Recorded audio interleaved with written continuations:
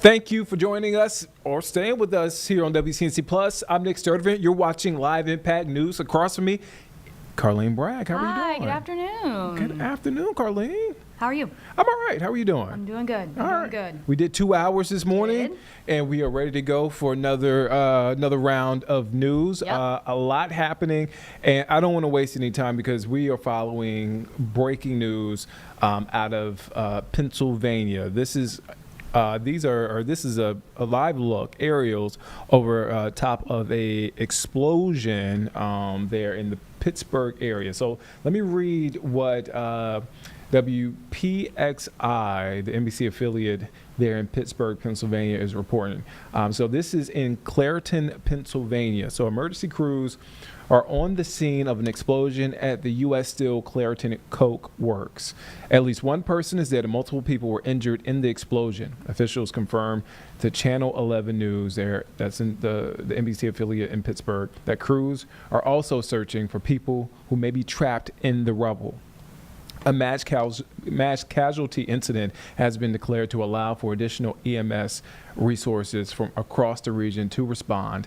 Multiple medical helicopters were called to the scene. So this is the information that we have so far, but you can see a look at that damage at that plant. And it looks like you see workers right there on your screen. And again, just an overview of what happened again. Right now, emergency crews are on scene of an explosion at the U.S. Steel Clairton Coke Works. Let's dip into some live coverage from the NBC affiliate there in Pittsburgh, WPXI. Let's take a listen in.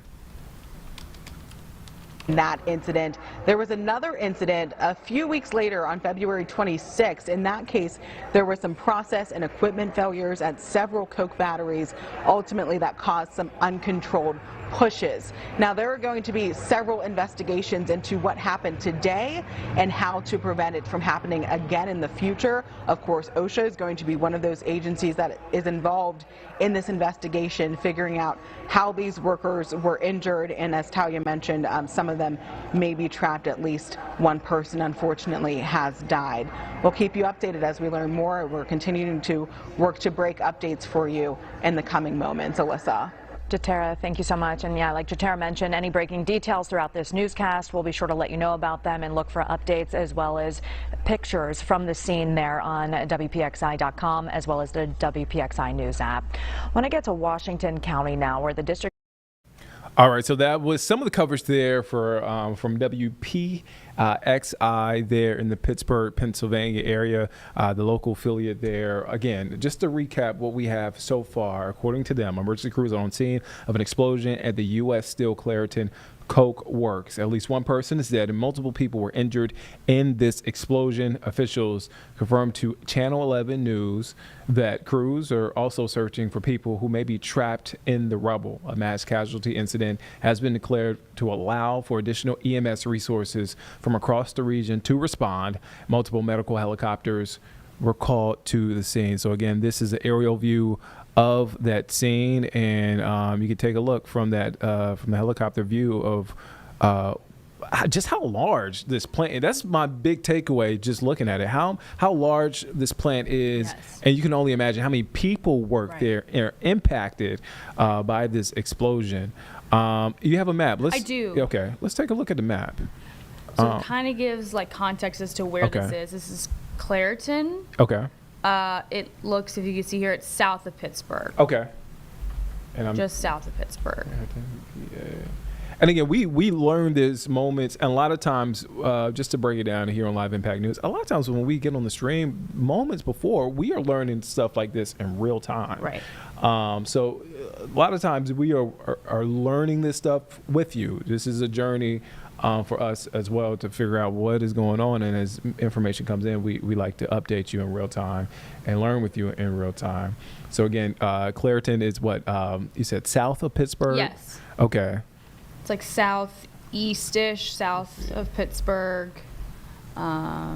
It's about 30 to 40 minutes away from Pittsburgh, so not terribly far. So definitely right there by Pittsburgh. We also have a ground view of near the scene. This is what it looks like. So you could see fire crews right there to my right, police straight ahead. Oh, let's go back to the aerial. Okay. Oh, wow, that is a look at the damage. So you could see. Yeah, that is the damage from that explosion at the plant there. You can see just things are just is rubble essentially. Yeah. What I'm trying to describe right now, but it is badly damaged there on your screen. Again, an explosion there. You're looking at U.S. Steel Clairton Coke Works, which is in Clairton, Pennsylvania, about 30 to 40 minutes south of Pittsburgh. And I can't tell if that is water leaking from the building or something else. Crews are nearby spraying it down. Again, this is an aerial view, so some things that you kind of miss, fine details, but I mean, you can't miss that rubble. It is just completely damaged, badly damaged, obliterated. Yes. So again, just to recap, in case you are just now tuning in, here's what we have so far. Emergency crews are on the scene of an explosion at the U.S. Steel Clairton Coke Works. At least one person is dead and multiple people were injured in the explosion. Officials confirmed to Channel 11 that crews are also searching for people who are trapped in the rubble. And that's the thing. That's one of the heartbreaking details about this story. There are still people that are trapped in the rubble. Since these are emergency crews, we want to just go away from it in case we don't want to show anything that might be a bit sensitive for viewers. That's a good point, Carlene. Thank you for that. yeah, again, there are people trapped in the rubble still, as far as we know. Right. Are reporting still people trapped in the rubble. So again, that search for folks that are there, every second, every minute counts to get them to safety. We do know at least one person died, and multiple people were injured in this explosion. But I can't stress this enough. The crews are still searching for people trapped in the rubble. We don't know how many people are trapped in the We rubble. don't know how many people work at this sort of facility. I mean, it looks like a massive It's a facility. massive facility. And Obviously, Pittsburgh, Steel City. I mean, these sort of plants are all over, but that's huge numbers of employees that work at these facilities. Yeah. And again, a mass casualty incident has been declared to allow additional resources from across the region to respond. So, you got to imagine different counties, different cities are coming in to help. As a quick just Google, sorry to interrupt, it says right here about 1,200 people as of last year worked at this facility. Wow. At this specific one, yes. Yeah, we're in it. We are Googling and researching in real time. You're in real time. We want to make sure we get you accurate information. I just got to their website. Okay. I mean, at least kind of want to give you some historical context on this plant, if I can. I feel like it's taking me all over the place, except for the where I need to be as far as information. We'll go back to these aerials right Yeah, quick. this you is. Can see look at this campus. And just moments ago, like the helicopter hovered over where the damage was and that rubble, and just how extensive the damage is there at the plant. All right.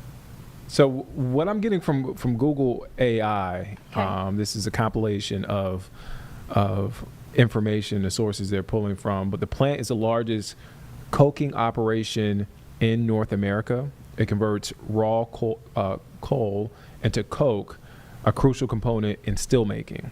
The facility consists of 9 coke oven batteries and produces about close to 5 million tons of coke annually. There's an explosion site again. You can see on the screen there. There's that damage. Exactly what that fluid is. Yeah. We don't know if that's coming from just the damage and inside, or is it a pipe? Is it something? It looks like a pipe. It looks like a pipe. It looks like a pipe. I wanted, I wasn't we don't sure. know. We're not steel experts. Yeah, I wasn't sure if crews were somebody was there hosing it down at some point.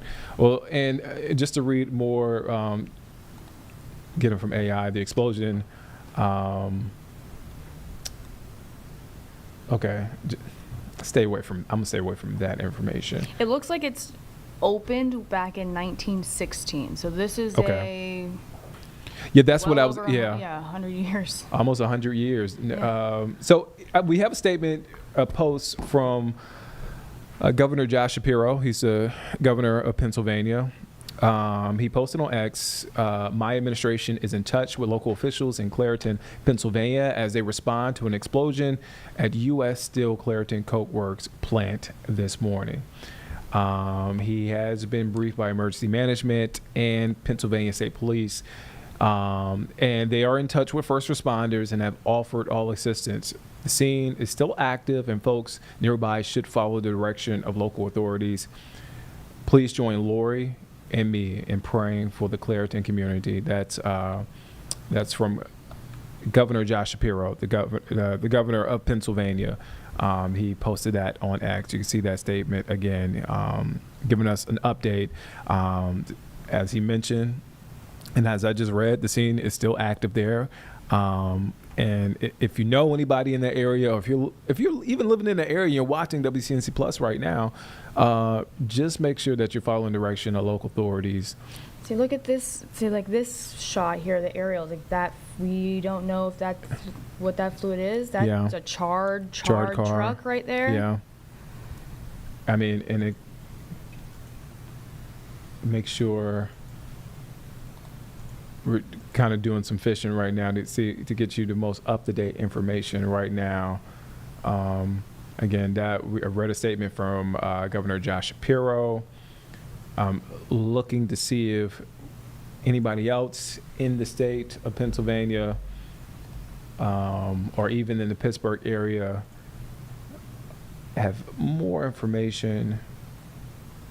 But let's recap. Let me recap in case you are just tuning in and you're just really trying to figure out what is going on and what you're looking at right now. So here's what I got, and here's what WPXI, the NBC affiliate in Pittsburgh, is reporting. Emergency crews are on the scene of an explosion at the U.S. Steel Clairton Coke Works. At least one person is dead and multiple people were injured in the explosion. Officials confirmed to Channel 11 that crews are also searching for people who may be trapped in the rubble. A mass casualty incident has been declared to allow for additional EMS resources from across the region to respond. Multiple medical helicopters were also called to the scene. Again, that is the information from WPXI there on the scene. And it looks like they have pictures on their website. Nick, you just mentioned that multiple helicopters responded to this scene, so I was just checking flight data.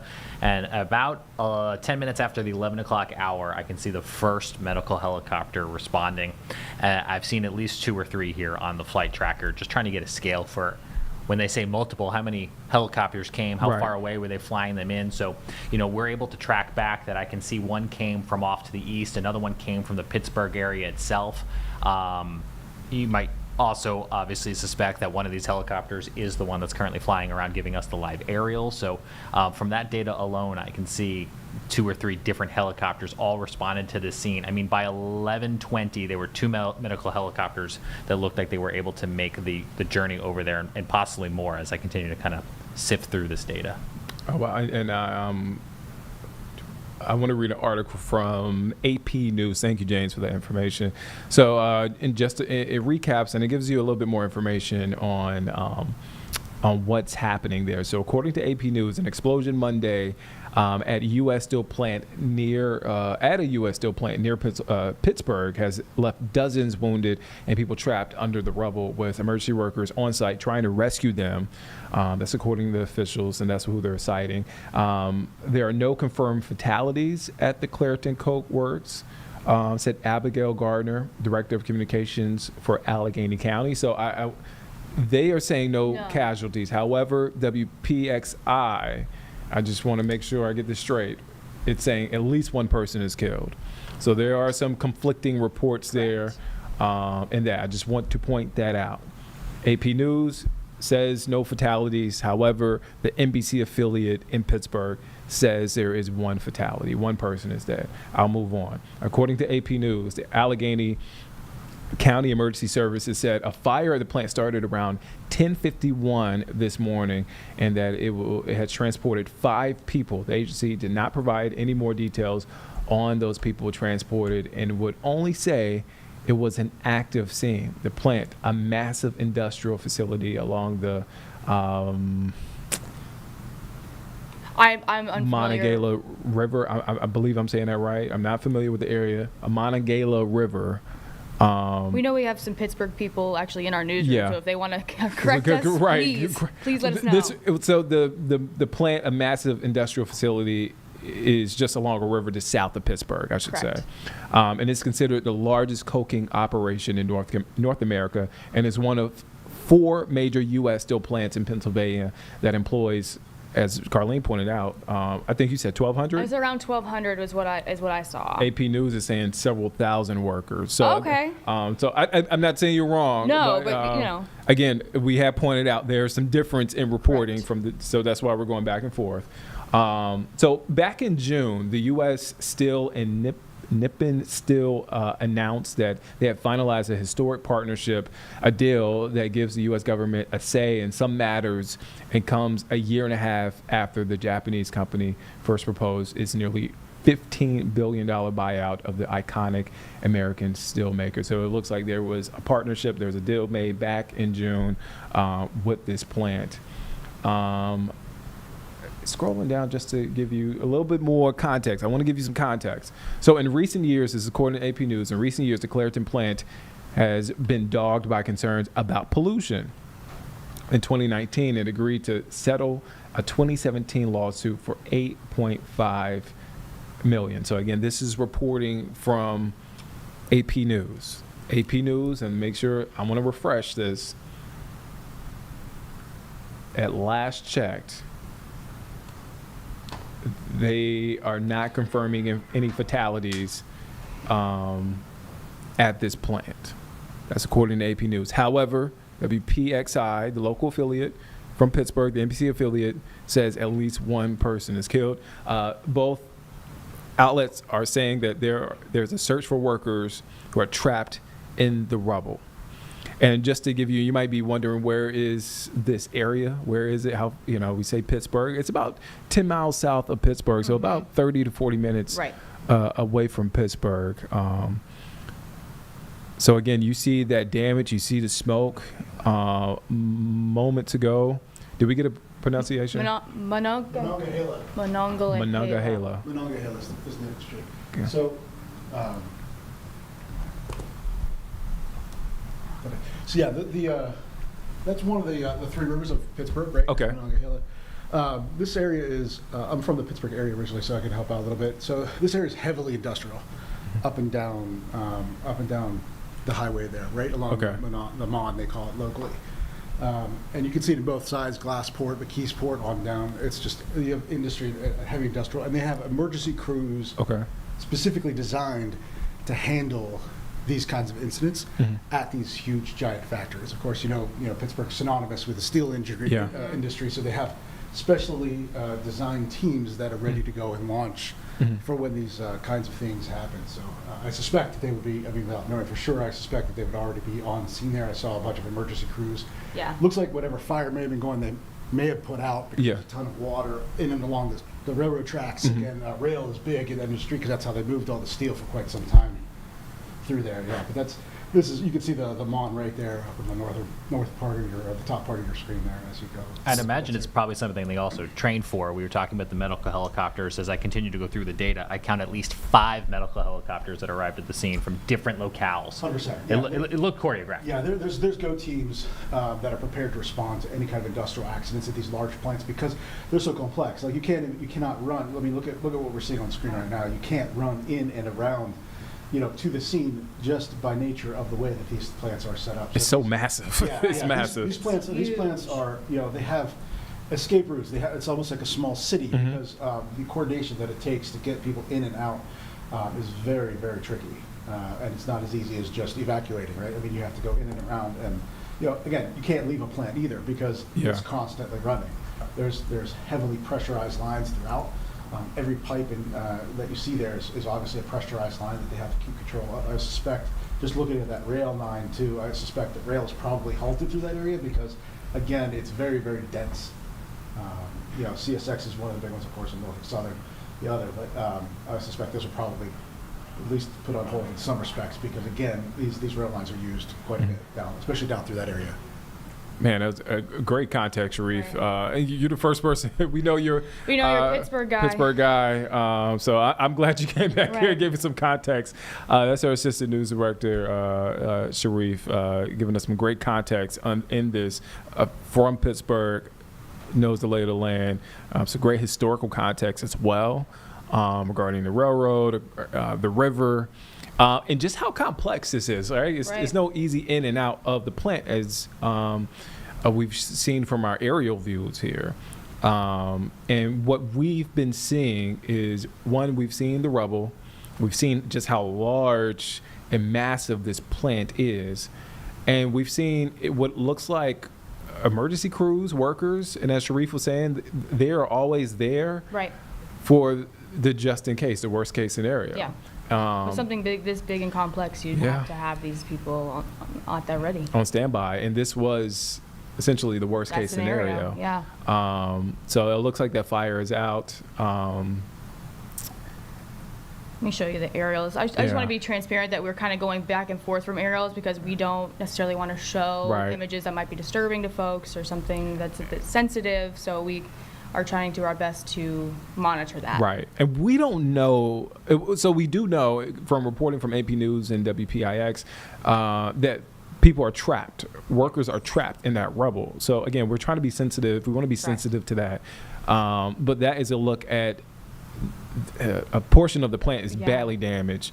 You could see right there on your screen how badly damaged that is, and that's water. I'm guessing coming from the pipes. I imagine so. Yeah. But this is a ground level view. You see first responders. You see the patrol car there. There are obviously more first responders within that area. It's such a big plant that, I mean, it's, this view in a way. It doesn't do it justice to see how big, but again, we're going back and forth. We want to be sensitive in case, we just want to be sensitive.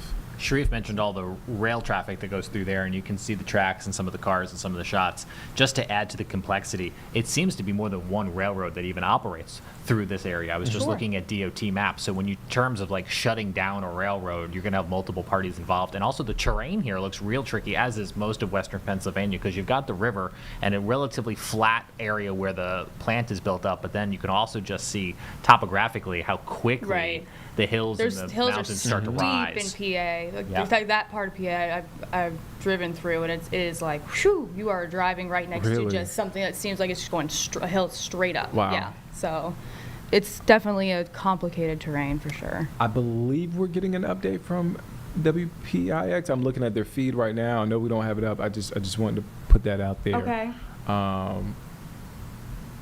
And I'm not sure if they're doing continuous coverage or if they're dipping in and out of this. I did see a reporter there, but which feed, Nick? from their website. Okay. Let me take a look. But thank you for staying with us as we approach the top of the hour here on Live Impact News. I'm Nick Serdervant. Carlene Bragg is here. James Brierton, Jeb Goldman's also here. We're tracking this. It's breaking news out of the Pittsburgh area. WPIX is reporting at least one person is killed after this explosion at U.S. Steel Clairton Coke's work plant. Let's send it now to the to coverage there at WPXI in Pittsburgh. Let's take a listen in. Police, they've lost someone today, and it's just absolutely tragic. And now I grieve for these families, and again, I'm proud to stand with the steel workers and to make sure why we do anything possible after this terrible tragedy. Tragedy that we know has already left one person dead and numerous people taken to the hospital, dozens of people injured. If you look at your screens right now, you are seeing the Lieutenant Governor now weighing in on this as well. Lieutenant Governor Austin Davis saying in part, the Mon Valley is my home and I know people that work at the Clairton Coke Works.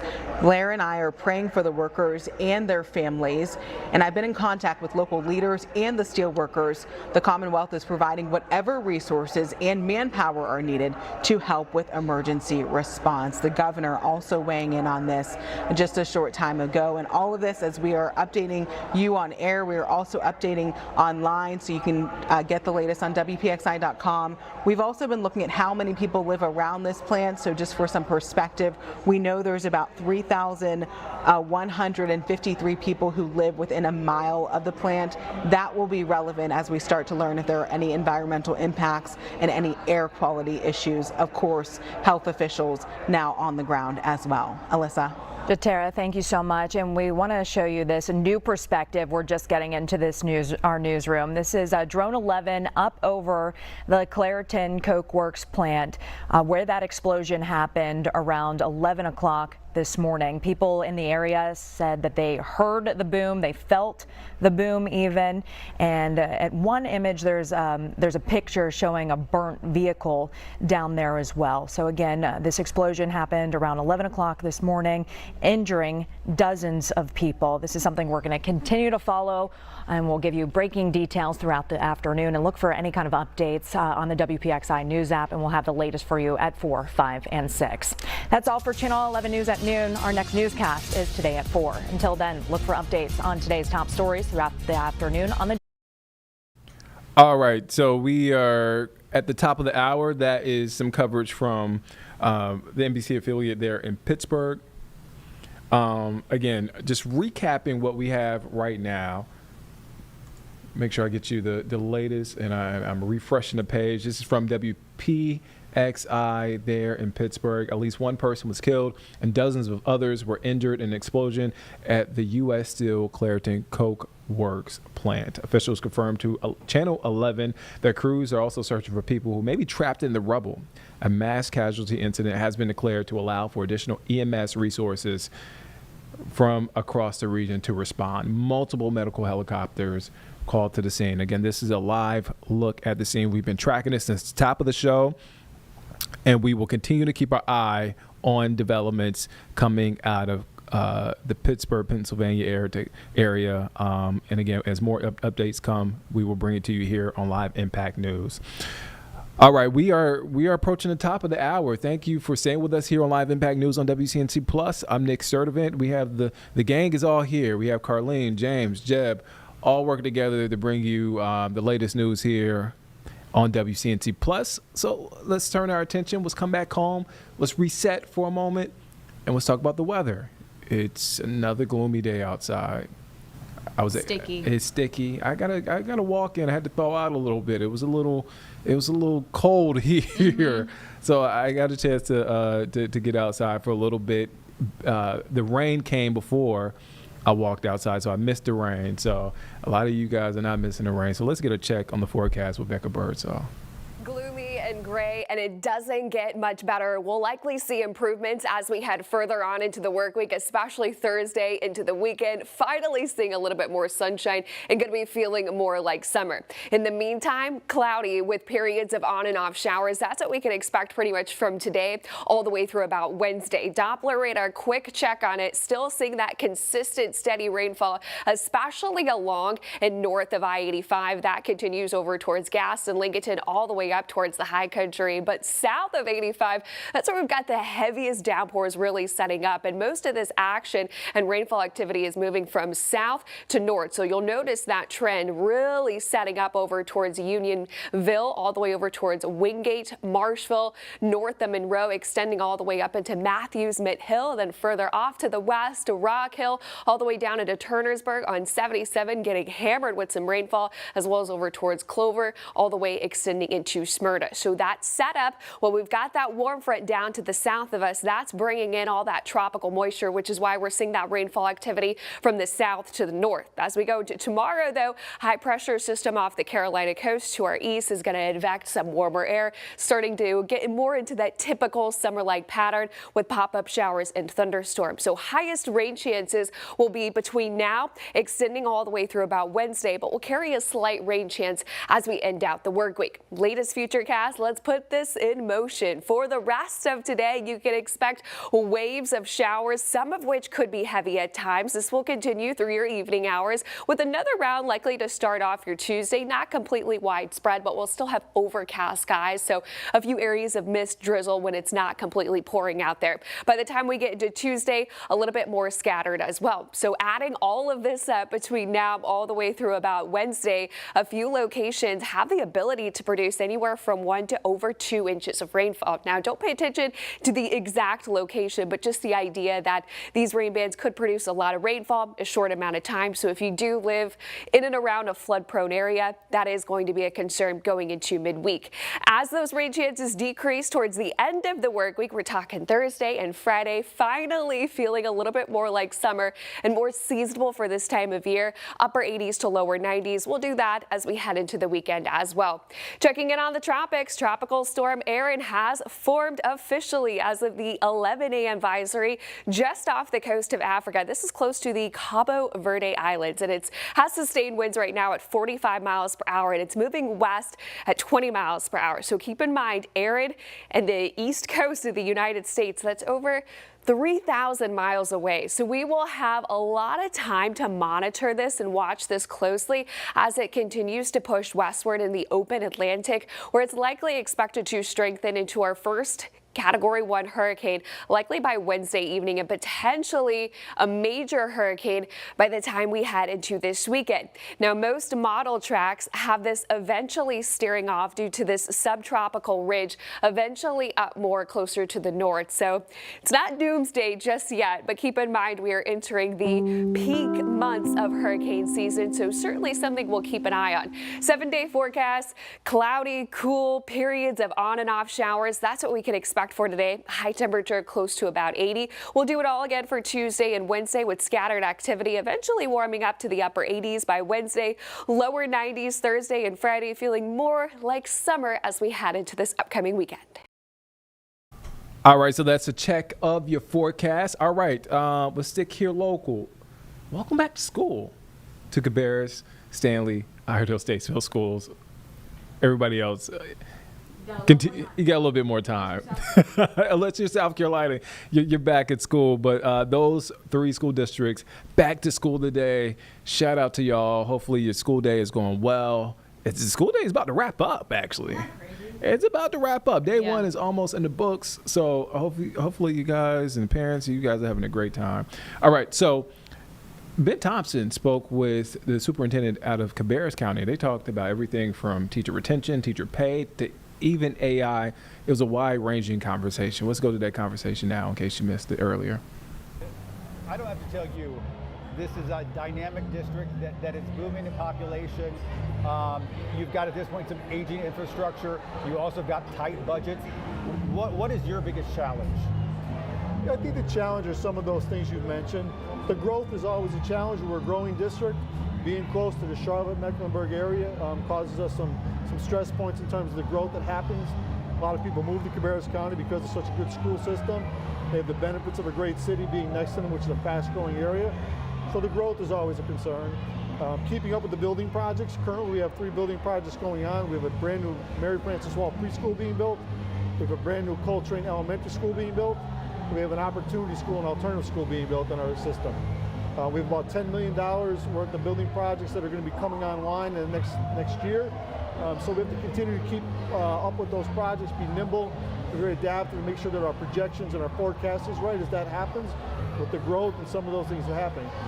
Funds are always tight. That's just the nature of the beast and what we do. I think in any organization, you're always looking at your fiscal responsibilities. But I can say to you locally, we've been strongly supported. Our local county government passed one of the largest increases in the history of Cabarrus County this year, so they're very supportive of us. Federally speaking, it's something you always keep an eye on, whether there are cuts, whether there are different grants out there. We always want to keep a close eye on that. Right now, today, we haven't been impacted by that. We are funded to what we thought we would be.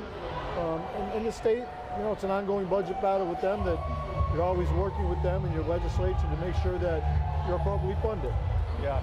I know going into summer there was like a $11 million shortfall, but things have gotten better since then. Bring us up to speed.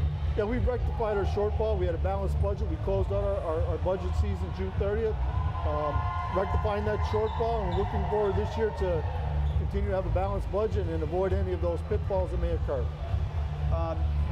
You said that you're always working with the state. You also talked about tight budgets, and state lawmakers have given a lot more money to opportunity scholarships and vouchers. Sure. How does that impact your bottom line? Well, there's only so much money, right? So I think that any time you take any money out of one system and give it to another, it's going to impact you. I support public education. That's why I'm here. I support Cabarrus County schools.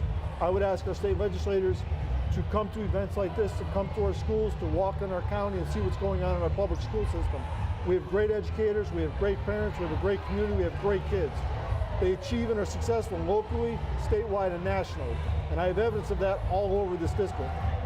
I would just say that I think it's a major responsibility for our legislators to continue to support public education and to do that with the resources that our taxpayers pay for. We have a great system and we need the money to continue to fund that system. We also need the money to pay our teachers appropriately. Our teachers are not paid what they should be paid.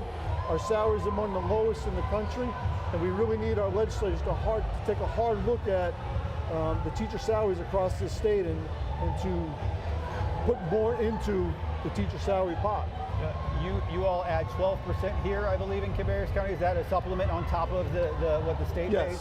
Yes, it is. How is teacher recruitment going for you guys as a school district? Right now, we're probably staffed better than we have been since post-COVID, since 5 years ago. But we still have some shortfalls in some areas. EC is a tough area. Some math and science areas are tough areas to fill.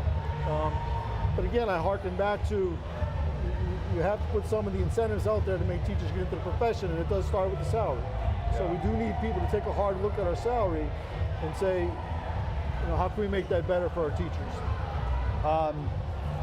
And what about what staff? Well, you say you're like you're not at 100%, but we're hovering between 95 and 99% in different areas of the district. We're in good shape, but we're not at 100%. When it comes to the budget stuff, school lunch not affected this year, correct? No, sir. And you mentioned exceptional children. I know that's also, you had a lot of new students involved in that program in the last year. How can you meet the needs of those students considering budget constraints? Well, I think you have to be very strategic in where you deploy your resources. You have to work with your leaders in the EC department. That would be Angela Fitzwater and her staff. You have to work with your teachers. You have to be very cognizant of the numbers of kids you have coming into the system. And one of our challenges is because we're such a good school system and because we serve the special needs population so well and our teachers are so phenomenal that people come here for that, to make sure that their kids are given the resources and the opportunities that they need to be successful. And Cabarrus County does an outstanding job of that. So it's a challenge on one hand, but it's a compliment on the other that they trust us to take care of their kids and provide the education that their students deserve. So I would say it's always being strategic in how you deploy the resources, working with the leaders of the department, and ultimately what it comes down to is having strong conversations with parents and teachers to make sure that you're delivering the services that all students need. Your start date is August 11th. You're one of those school districts that goes a little earlier than what state law does. Why is that important for you? Well, it aligns up well first off, it aligns up well with the early college system. It gives us a clean, neat break at the Christmas break where the semester ends. When students return back in January post-Christmas, that's a new semester for them. So it's a clean break for us. It lines up nice with our vacation time. It lines up nice for our academic programs. And what we've seen is academically our kids are performing better under this schedule than they were under the old schedule, which is really the key point we were trying to make from the get-go. Our student achievement has been significantly impacted, and it continues to be significantly impacted to the positive nature of the schedule. The schedule is helping that.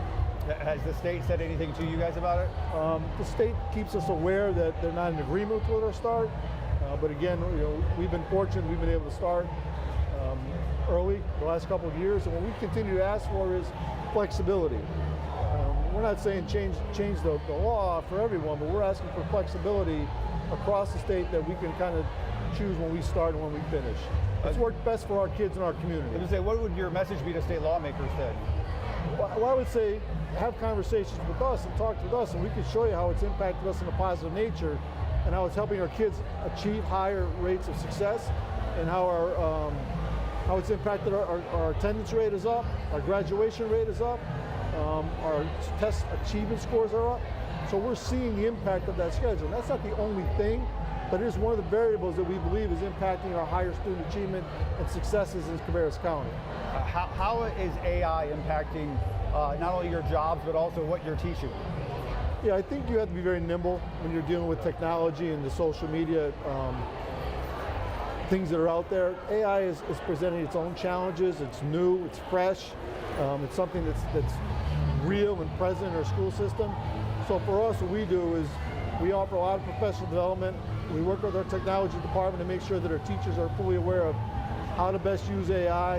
We try and educate our students as to how to best use AI. It's not going away, it's here. So we don't avoid it, we embrace it, but we're trying to embrace the positives of it and what it brings to the classroom that helps our kids achieve at a high level.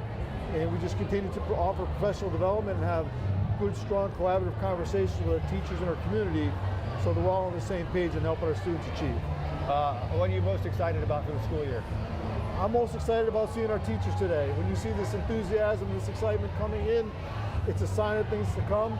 But nothing beats the first day of school when you see the smiling faces of the kids coming in and you're reminded of your why and what you do every day and how you impact the children of our society in a positive way. And that's an inspirational thing.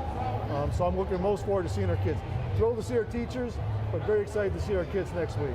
Perfect. Doctor, thank you, sir. Thank you, sir. Appreciate it. All right, that's Ben Thompson's one-on-one with the superintendent there in Cabarrus County. Again, a wide-ranging interview, really good interview, and good luck to the teachers and staff there in Cabarrus County and all over who started school today as you kick off a new school year. All right, so let's shift gears for a moment. Keep it here at home. It was a big weekend for a nonprofit here in Charlotte, the Creative Cornerstone. So basically, Queen and A.J. Williams, they have a passion for media production, video production, storytelling, film, documentaries, and they are pouring into our young people. They are holding camps. They just had a summer camp. But it was a big weekend for them and the kids because they debuted their film. And it came from the summer camp recently, just wrapped up. The film, Summer Gem Showdown. This game changes everything. Debuted this weekend. They had a big event at Camp North End. So many people turned out. I saw some of the videos. They were tagging me in on Instagram.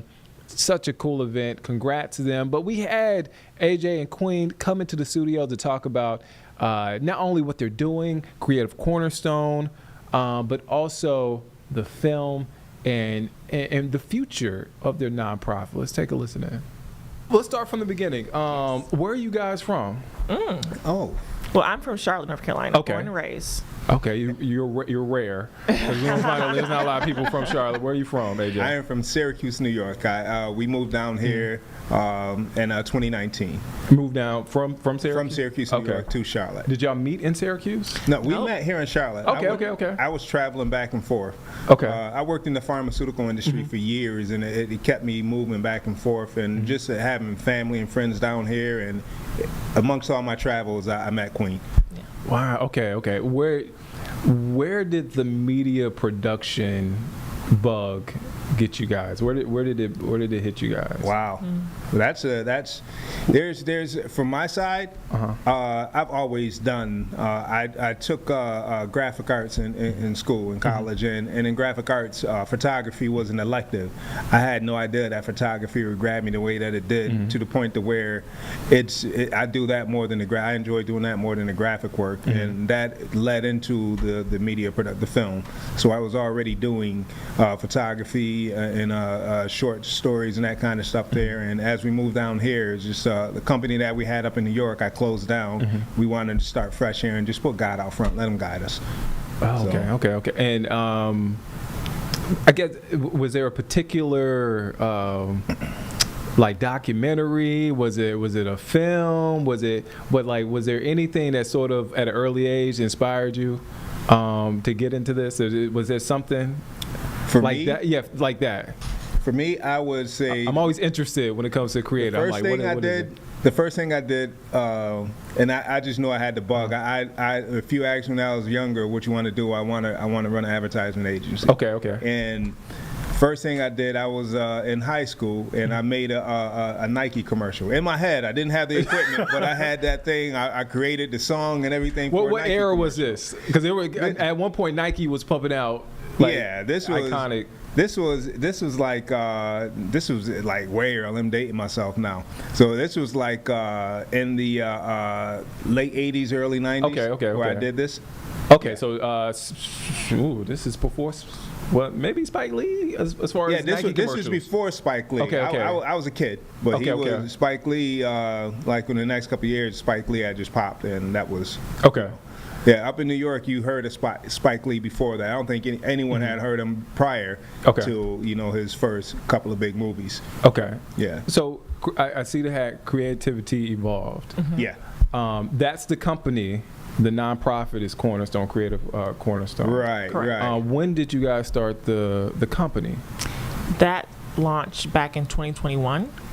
Okay. So we moved down here in 2019, and right around, after that, COVID hit, and we were still thinking, okay, we want to start the company and see what that looks like. Right. And we've already had the name. We were actually talking about this the other day. The name was already there. Yeah. Ultimately, it was on one of the posters because it spelled out, who we are as creatives. So creativity evolved. And then I was like, what are we going to name it? The same thing? It was like, it's right here. And so launched in 2021. Yeah, it was an undertag on a studio that I started with my son. He had this idea, and I said, I'm going to make it brick and mortar for you, son. Yeah. And so he was in school and stuff, and I said, this is what we do. So when we were in New York, I started the studio, and that one was Unorthodox Studios. So we had an Unorthodox Studios up there. Yeah. And the sub tag I put underneath there to help describe what we do, it was Creativity Evolved. And so we moved down here, like, what are we going to name the studio? And then got this poster on the wall with the big Creativity Evolved on the bottom of it. Like, that's it. That's the name. And we still use Unorthodox. We tag it because that's my son's movement, and I like to, his family. He does the same kind of things that I do. So, was it hard to get your footing here in Charlotte? Like, I mean, you're from here, but was it like being an entrepreneur, like starting a company? Was that what was that? I don't want to put words in your mouth, but how was that starting out? I can tell you this. When we first came, it was. Excuse me, fighting this cough. But when we first came, when I would meet people and other creatives here at first, everyone was open to it, but then when I let them know that I was a photographer, a cinematographer, and then it kind of like everyone it tightened up on you real quick, like all of a sudden the defense went up, like they were hoarding, like there's not enough room for another. And my train of thought was like, I literally came down here to kind of like, I wanted to mesh and dive into the Charlotte creative community big time. But I found that the market here was, at that time, I don't know if it still is, probably is, and I'm probably part of it now, but it was kind of cliquey and just standoffish. Now, for Charlotte's sake, everyone is kind of protective of what's yours. Right. But at the same time, when you were having an explosion, like you can look years back when Atlanta was having its explosion, you expected, you want to build with the greatest creatives that you can come around, that you can build with, right? And so as Charlotte is going through this explosion, I just pray that they just be more receptive and then help build each other up, because that's what we do. So we're still going through that, and I was about to ask you that though. We're not going through it anymore. Okay. When I first came, when you first came, okay. When I first came, that's what I was going through, and then I guess people wanted to know that I wasn't a flash in the pan, that I was serious and needed to know some of my work. Once I opened the studio, I started meeting so many people in Charlotte, and there's so many good creatives here in Charlotte. It's through the roof. I love the circle of friends and creatives that I am involved with now from the Charlotte area, and we all just uplift each other. But I didn't just walk through that door like, hey, I'm here. Like, hey, pause. Who are you? Why are you here? It was kind of gatekeeping. That kind of thing. Okay. Yeah, but I understand it to an extent. I just wish it was a little bit more welcoming. But I'm on the inside of this now, and I understand why. I do get right off the gate why people would stop them at the door, like, we want to know who you are before we invite you into the circle. So one of the things we started doing with our studio, we would hold creative socials to get any creators, and we announced, listen, man, we're here just to meet people and we want to know. And so it's kind of like we had to prove our authenticity. This ain't a flash in the pan. We're here to stay.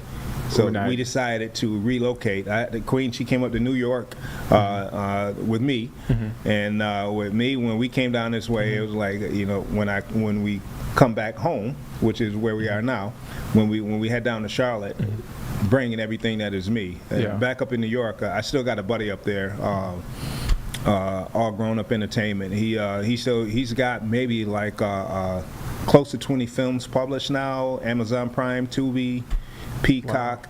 Yeah, and I'm on probably about half of those films as a DP or a cinematographer in some form or fashion, and I've acted in 3, one of them in a major role. Wow, congrats. Thank you. Congrats to you both. It's one thing to start a company. It's one thing to just think about, hey, what do I have going on? And we all have stuff going on in our lives. Right. Man. We got to pay the bills. We got to take care of the kids. We got to, Right. yada, yada, yada. But you wanted to help the community. Kids. Right. Like, when did that get introduced? Or was that always a part of the plan? And where did the name come from?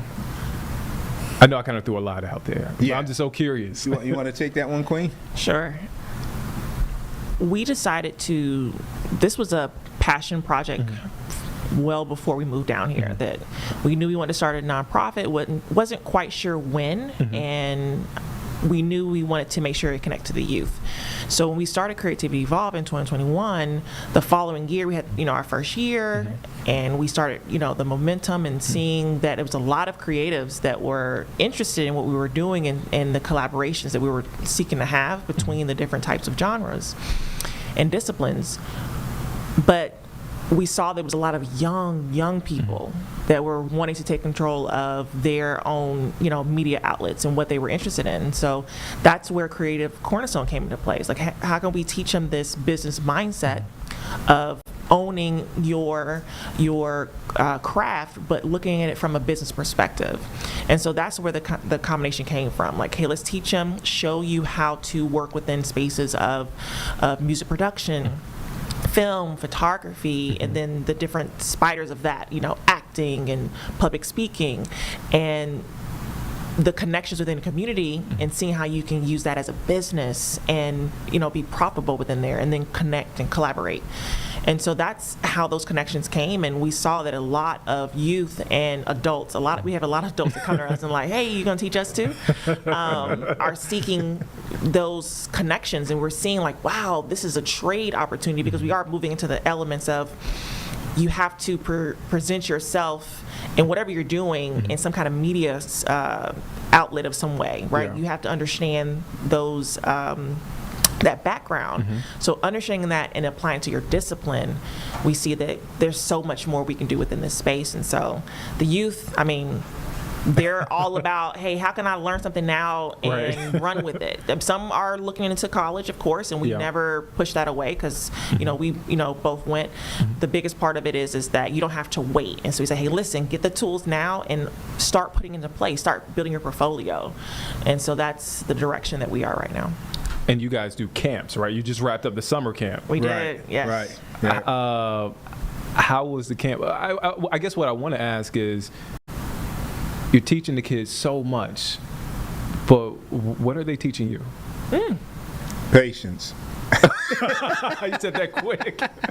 This camp was interesting. We realized when we did our first year, and which was last year, a lot of people assume we've been around for a while for the nonprofit, and we just completed 1 year of our nonprofit. And this is a look at the camp right here on your screen, right here. I'm just for the viewing audience. Oh, okay. Sorry. Is that it?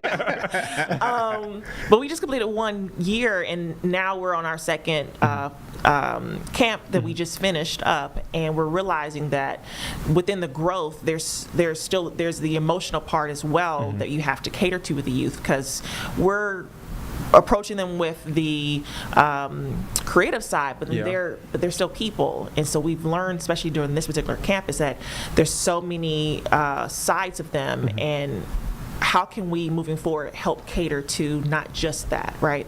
We have, you don't know what people are going through in their home lives. And because we do actively seek out youth in disadvantaged communities, that the lack is not just the lack of equipment. The lack can be the lack of, someone's, pushing in your home, or it could be food. It could be so many different things. And so we're realizing that we can't just say, hey, it's just about the music, or it's just about the film.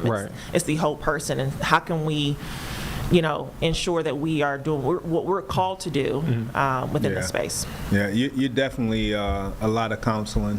And sometimes in this space, it's I find that some of the young men who you just need to be solid there for them, and just a sounding board for them. Hey, let it out, but you need to come do here with me. This can't happen here. And at the same time, you have to protect that space for the other kids. Right. So that it gets patience. Right. You get what I'm saying? It's Yeah. like you literally, when you say, listen, man, God put you here for a reason because you can handle it. We're in that space, and so we have to be able to handle it. We're smart enough to put things in place, and now we're moving forward. And that's what this summer has taught us. Like last year, it was like last year it was like, what do you call it? The fairy glasses. Everything was beautiful, and oh man, this was an awesome thing. Rose-colored glasses. Yeah, the rose-colored glasses. This year, we had a couple of bumps. We're like, okay, we see gaps, and so we, fixing the gaps.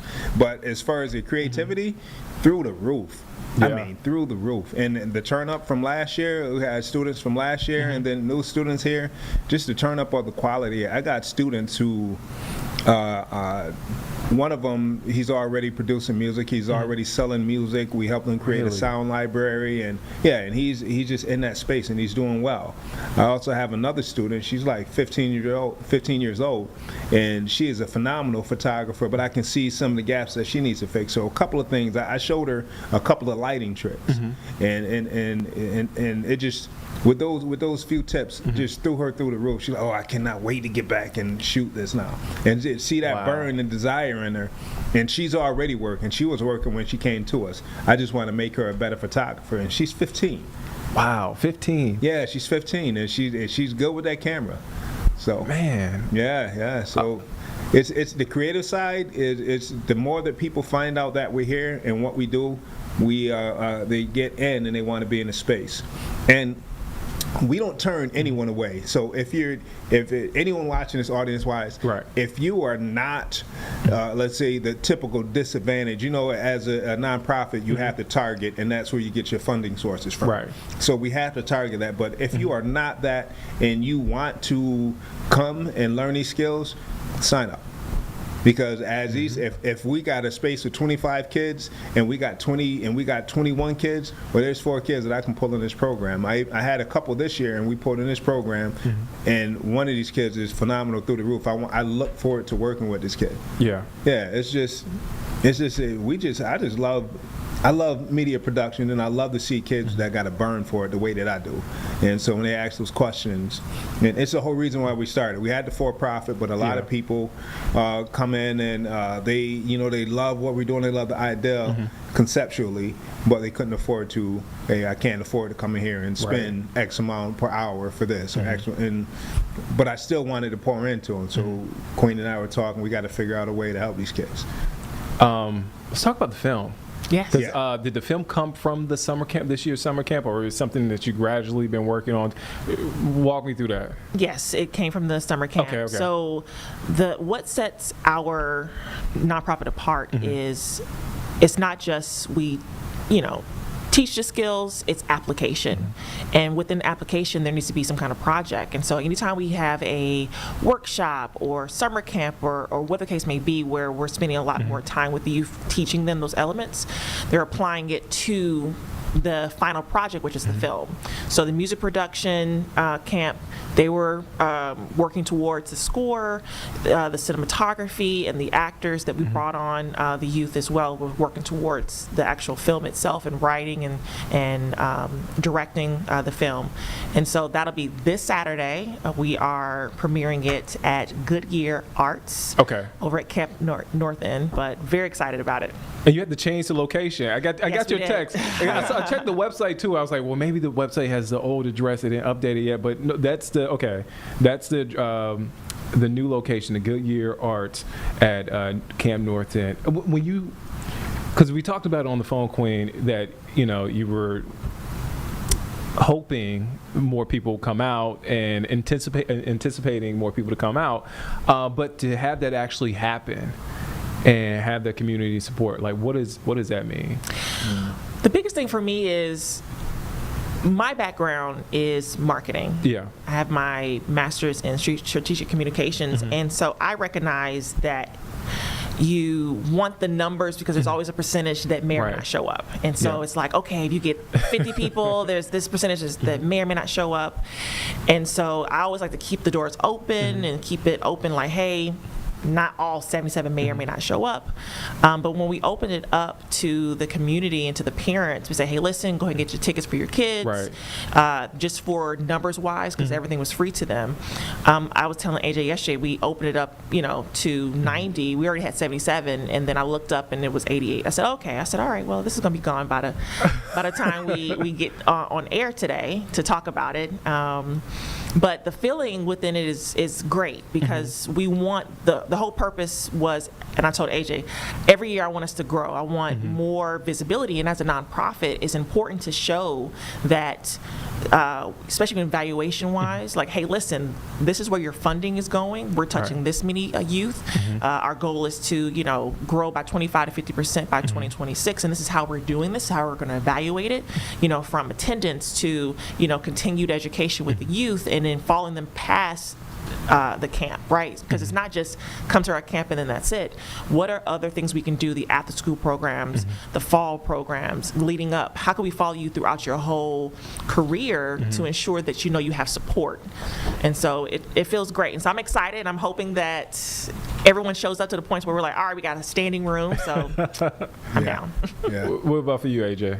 For me, the growth is it's kind of like a dream, in a sense, like when you dream something, we dream, we talk about it, we get to pray on it, and then my thing from that point is just move out in expectation, man. From that point, I'm going, and sometimes I have to have Queen stop. All right, man, I need you to slow down, Bulldog. But I just push it to get.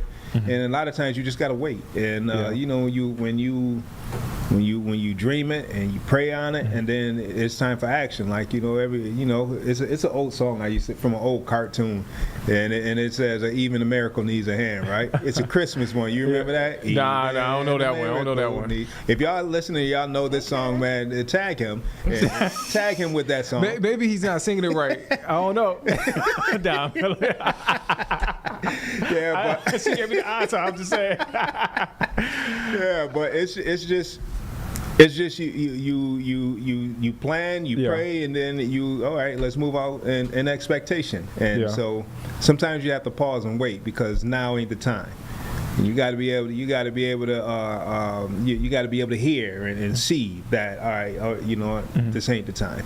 And so that she's like, I'm all creative and gusto, and she's like, she'll help to pause me and say, hey, let's check these things out, do these things, just making sure that we got everything in order. So creative side, I hate to say it, but I get to have all the fun. Yeah. And she makes sure that we're in order. The balance. I gotta find the money so that he can. that's that part too. Before I let you guys go, what's next? Ooh. I know that's a heavy question, and that could be a scary question, but I can answer that. Okay. I can answer that as far as what the structure, and then we'll let the money queen talk. Because here I'm going to dream. All right. Okay. So this is what it is. So we have three things that we do. We do the summer camp, and the spring workshops, and the fall workshops. Yeah.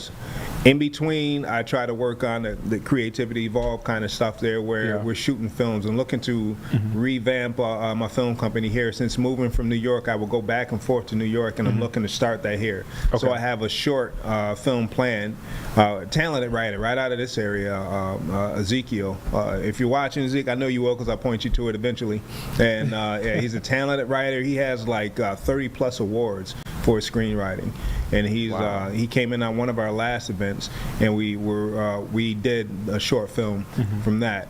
But just the nonprofit and the for-profit planning and moving forward. We have the creative clubs that we look to continue to do stuff with the kids from the nonprofit.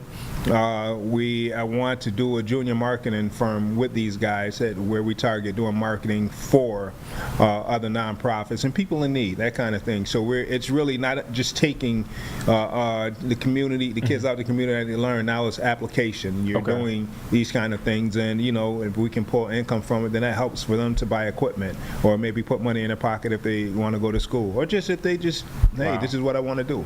So as we get the creative clubs, so we hone skills. the junior marketing firms so we can get these kids into doing something to make an income, and then continue that cycle of the for-profit, excuse me, the summer camps, the spring and fall workshops. Yeah. So, and those are all great. It's going to happen. It's absolutely going to happen. Told you I'm dreaming. No, those are all great. Those are all great. You look at it from like, okay, these are the short-term goals, these are the long-term goals, and then we kind of go from there. And so for me, specifically, it's going to be the capacity growing. Yeah. And the focus is growing our team and recognizing that we have opportunities to move into the schools. We're going to be doing some work with CMS, which is amazing, which is what we wanted to do is, whet the youth's appetite while they're there in schools, and then introduce them to any of our after-school programs that we have to offer in our spring workshops. And so now we're being able to touch them in different places of their day instead of it just being just the spring or just the summer camp, or maybe just the fall. So that's one aspect of growth. And like AJ said, we definitely want to start that youth production program, because I think that'd be amazing for them. And for me, dreaming is going to be creating the pipeline. I see us as a trade school, in the way of how we would see, back in the day, you would go get go into contracting, or you would go into plumbing and all those HVAC. Right. I see that, but I see it for media, and the growth is there and the need is there. It's just pointing them in the right direction. Us being able to give them certificates and say, hey, you completed a program with Creative Cornerstone, and those who see it say, oh yes, that's a great program. We're gonna, that's something amazing to be on your resume. And so that's my dream goal for us moving forward. But the next things are going to be the after school program. We're going to be communicating or making a made a connection, with Macquarie Wise Best Buy Teen Tech Center. Okay. And so they have a full Teen Tech Center there, and so we're going to be able to do some after school work with them. So that's another way that we're going to be able to tell our youth, like, hey, listen, we just finished this program. You want to continue on? We're going to be here so we can learn more and do more hands-on moving into the spring. Man, you guys have a lot of work ahead. But look, you guys are doing amazing work. I'm grateful to have you on here. If you're not familiar, check their website out. Check our story. That story was about a year old at this point, probably a little bit longer than that. Maybe our nonprofit are active. We're working on our second year now. Yeah. And that's active. Okay. But we started in 2022, but actively working, we had 1 year where it just sat there because we were still building the for-profit. But time is just moving. It's hard to keep track of time at this point. It is. Oh, yeah. Oh, my goodness. Again, check them out, AJ and Queen Williams, the Creative Cornerstone, Creativity Evolved. They are amazing people, do great work. I know them. I feel like I know you guys from afar. I know we just met, but doing a deep dive and watching our past story, I feel like I know y'all. Y'all like family. So I'm just saying that. We're here. We can come. We're here all the time. Yeah, that's what I'm saying. We're here for it. We always say, come back. We don't want you to be. We would love to come back and bring perhaps like a couple other students. The ones that I'm talking about. These kids. Let's make it happen. Yeah. I do want to say, okay, so AJ just found this out, but when I was younger, I had this, this dream of, being a newscaster, and I was really good. I'm a character. Okay. But I keep it to the back because we both can't be characters. Okay. But when I'm in that lane, I'm amazing. I can say that with confidence and with humility. I'm amazing. I can second that. And so, I would love to, give me a mic. I can point me to the direction. I can tell you what's going on. Give me a camera. Point me in the right direction. I'm an amateur photographer. Like I want to sharpen my skills. We down. You can come out shooting with us. Hey, we will make something happen. I'm serious. I'm serious. We are serious. Come out shooting with us. I am so serious. I'll show you how to work that thing. What kind? Are you a Sony shooter? I don't know. Man, we got to start from the beginning. All right. Well, I tell you what. All our cameras. And big shout out to Sony Create Action. Is that right for me to do a name drop here? Yeah, go ahead. Sony Create Action. Big shout out to Sony for sponsoring our program. They're our corporate sponsor, and we have all Sony equipment through them. Yes. We dream again. You know, when you pray and you dream and stuff like that, and that's exactly what we did. I said that would be awesome if we can get Sony to back us here, and lo and behold, they had this thing out where they were looking for someone to back. So we applied. We're new. We haven't really even started our first program yet, and we sent out that information through the application, and they called back. They said, "You guys are exactly what we're looking for." Wow. Talk about God putting things in favor. That's all God right there. Because we hadn't even did our first program yet, right. And Sony came on board with us. Big shout out to Sony Create Action, the whole Creative Action team. And Jessica, please watch this. and shout out to AJ and Queen. Look, if you missed this interview, you can catch it on our YouTube page, also WCNC.com.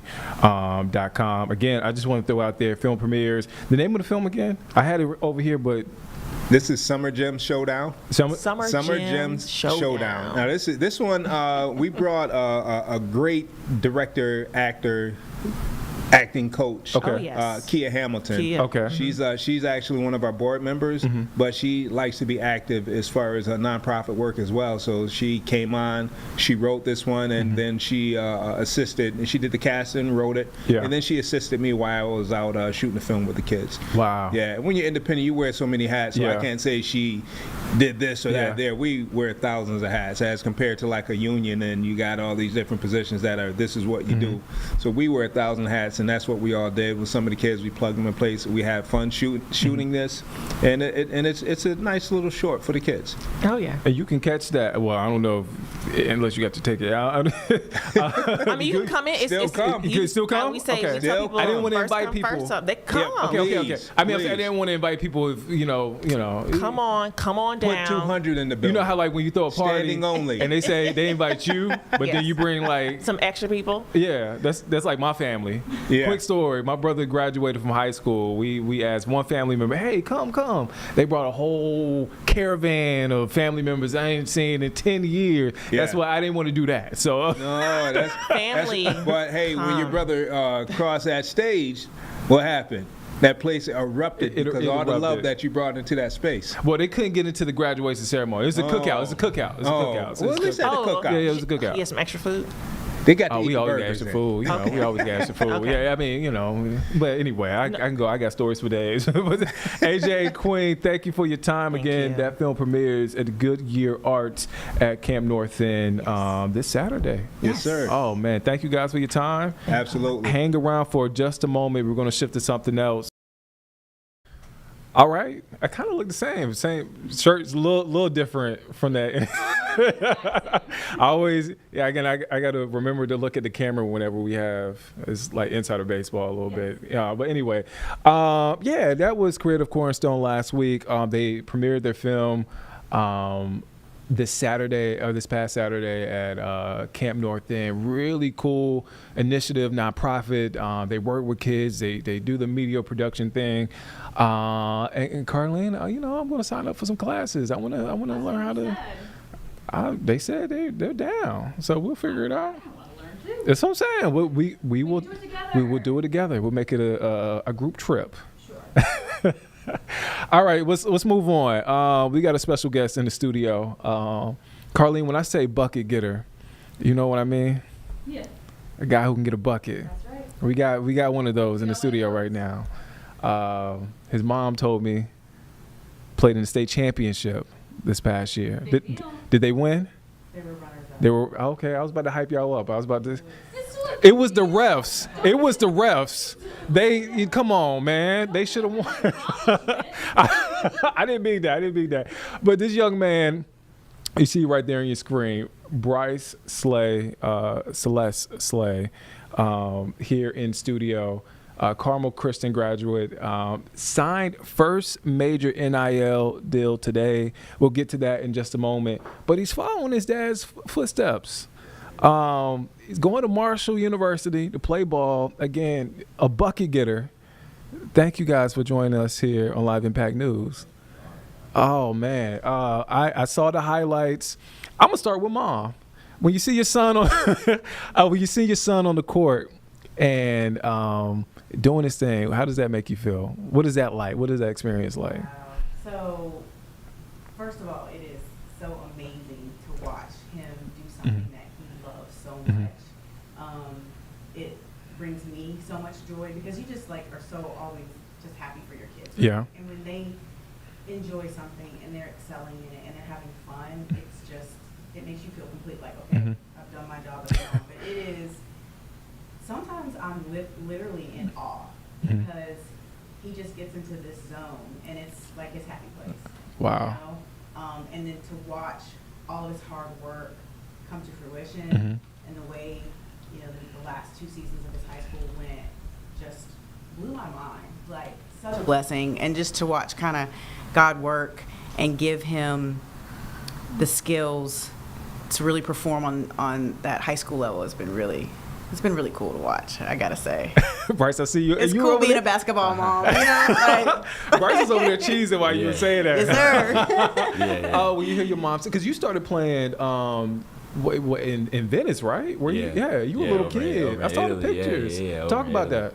I mean, you know, growing up with my dad, him playing professional over, and like you just said, in venice, I mean, it was really just good to be able to see, like, not only, like, different types of basketball in different countries, like, be able to see a different country in general, like, to be able to and go around, walk around the streets and see people from a completely different culture as me. And that really helped me just kind of, like, fall in love with basketball, like, also over there, being able to watch my dad, him play basketball in Italy, and just be able to fall in love with just basketball.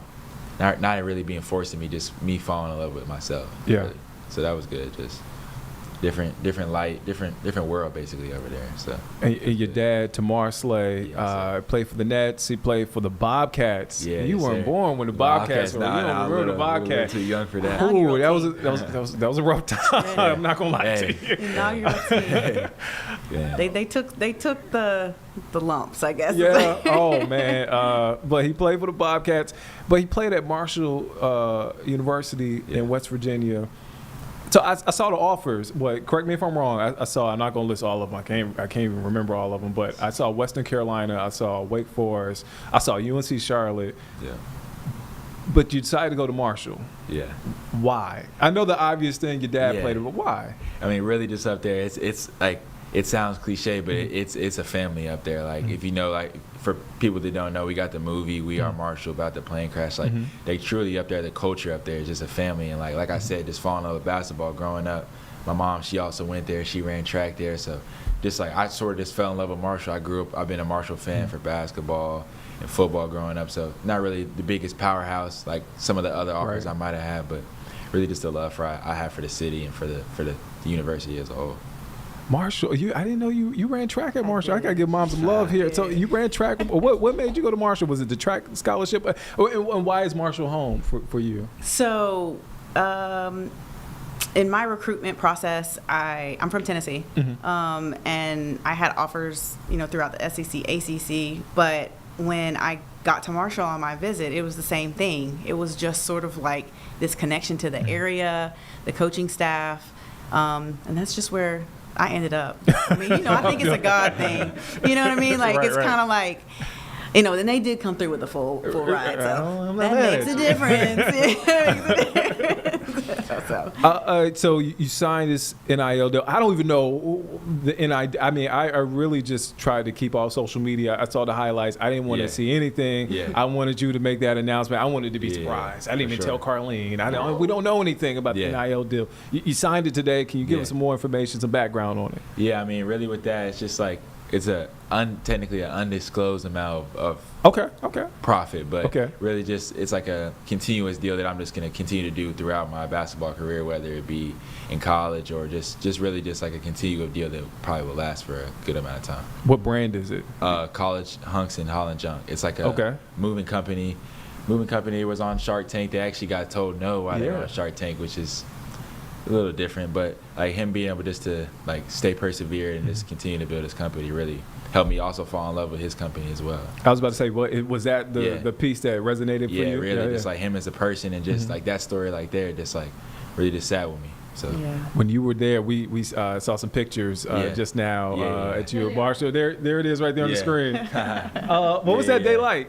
I mean, y'all taking the pictures? That day was that day was really surreal though. You know, growing up as a kid, always being a Marshall fan, finally just to be able to be there and actually like put the jersey on and take pictures. It kind of, you know, There's the emotion. Yeah, it was good to be able to step back and like be like man, like I really accomplished my dream. I know like I had other maybe some people would view as higher schools, but this is really my dream, and to be able to just sit back and view and be like, man, I'm really living out my dream. It's kind of been crazy. So it was just surreal, that whole moment. I guess in nowadays, it's not about the big school, really. It's about where you feel comfortable. It's like 100%. Feel home. Where you're going to play. Yeah. Where they want you for you. Yeah. You know? That first game.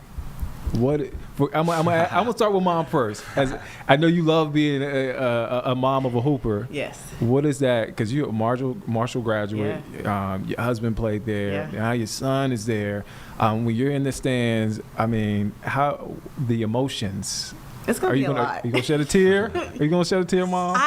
I would assume so, but I don't know. You know, like what Bryce is saying. Yeah.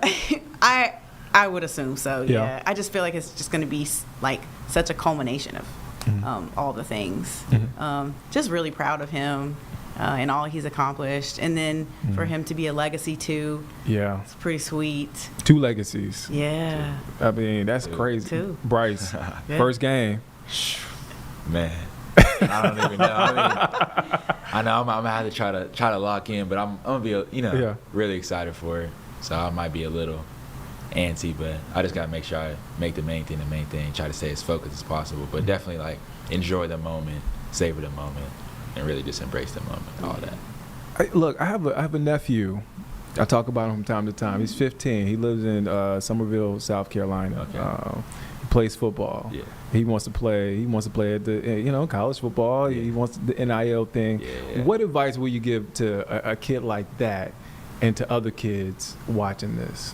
Really, just kind of what my mom said. Like when it comes to choosing down that school, like don't fall in love with like the glitz and the glamour and like the big time, maybe nice uniforms or bigger schools. Yeah. Or, like more attention nationwide, but just fall in love with like the school for the school, the coaches for the coaches for how they view you, and basically what school you fall in love with out of the options you are blessed to be able to have and off the start. So really just fall in love with the school and not don't worry about the extra stuff that comes along with it. I meant to ask this earlier, and I was picking on Mom for shedding a tear in your first game, but your dad, Tamar got emotional. I saw the video of signing your letter of intent. Yeah, signing day. Man, look, I was over here in the newsroom like, glass is fogging up. Man. So watching that, and you hear your father talk about you, like what did that do for you, for your confidence, man? I mean, really with the confidence, it's just like kind of what we just talked about, like with like the first game. Like it just helps me just know even more like what's actually going into me going Marshall, like the more like the story behind it, really, like how much it actually means for me and my family. Just like you see how he broke down. He's an emotional guy. He tends to do that a lot, but like for him to be able to break down, it really just shows like how much love we truly have for the city of Huntington and Marshall, the university as a whole. Man, I was like, whoa. Yeah. I mean, you felt that. That father-son thing is special, too. Yeah. Also, him being my coach, so, all that. Final year, him coaching me, I feel like that made him choke up a little bit as well. Yeah, for sure. And he has an incredible story, too, as well. Man, I mean, that's inspirational. Going into the season, what's the training regimen like? What are you? When do you go to Marshall? Actually, I reported up to Marshall June 6th, so I've been. You've been up. So you've been going back and forth. Okay. I wasn't sure. I spent probably like 2 months throughout the whole summer up there. Okay. So that college me being the only freshman has been a little bit different. Yeah. So a little bit of older guys, but I mean, just getting used to that college speed, college strength, college lifting. Gotta get a little more muscle on there. Yeah. So it's just been a good adjustment as a total. Just getting adjusted to college, like school wise, taking some summer classes. So.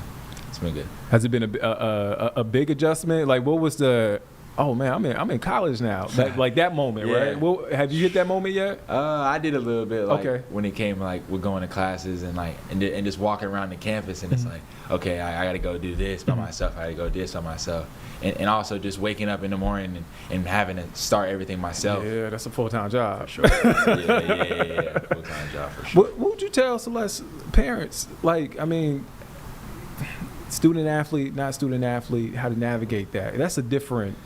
I mean, now it's different. Transition. It's a different transition. I mean, you got social media, you got so many pressures now. Yeah. Oh, it's completely different than when I was entered Yeah. in from high school to college. You know. Yeah. There is a lot of pressure, but I Mhm. think this generation is built for this Mhm. because they've grown up and navigated COVID and social media and, Mm-hmm. and all the different platforms that they use. It's a different reality for them. I think baby steps. Yeah. You know what I mean? Preparation is key.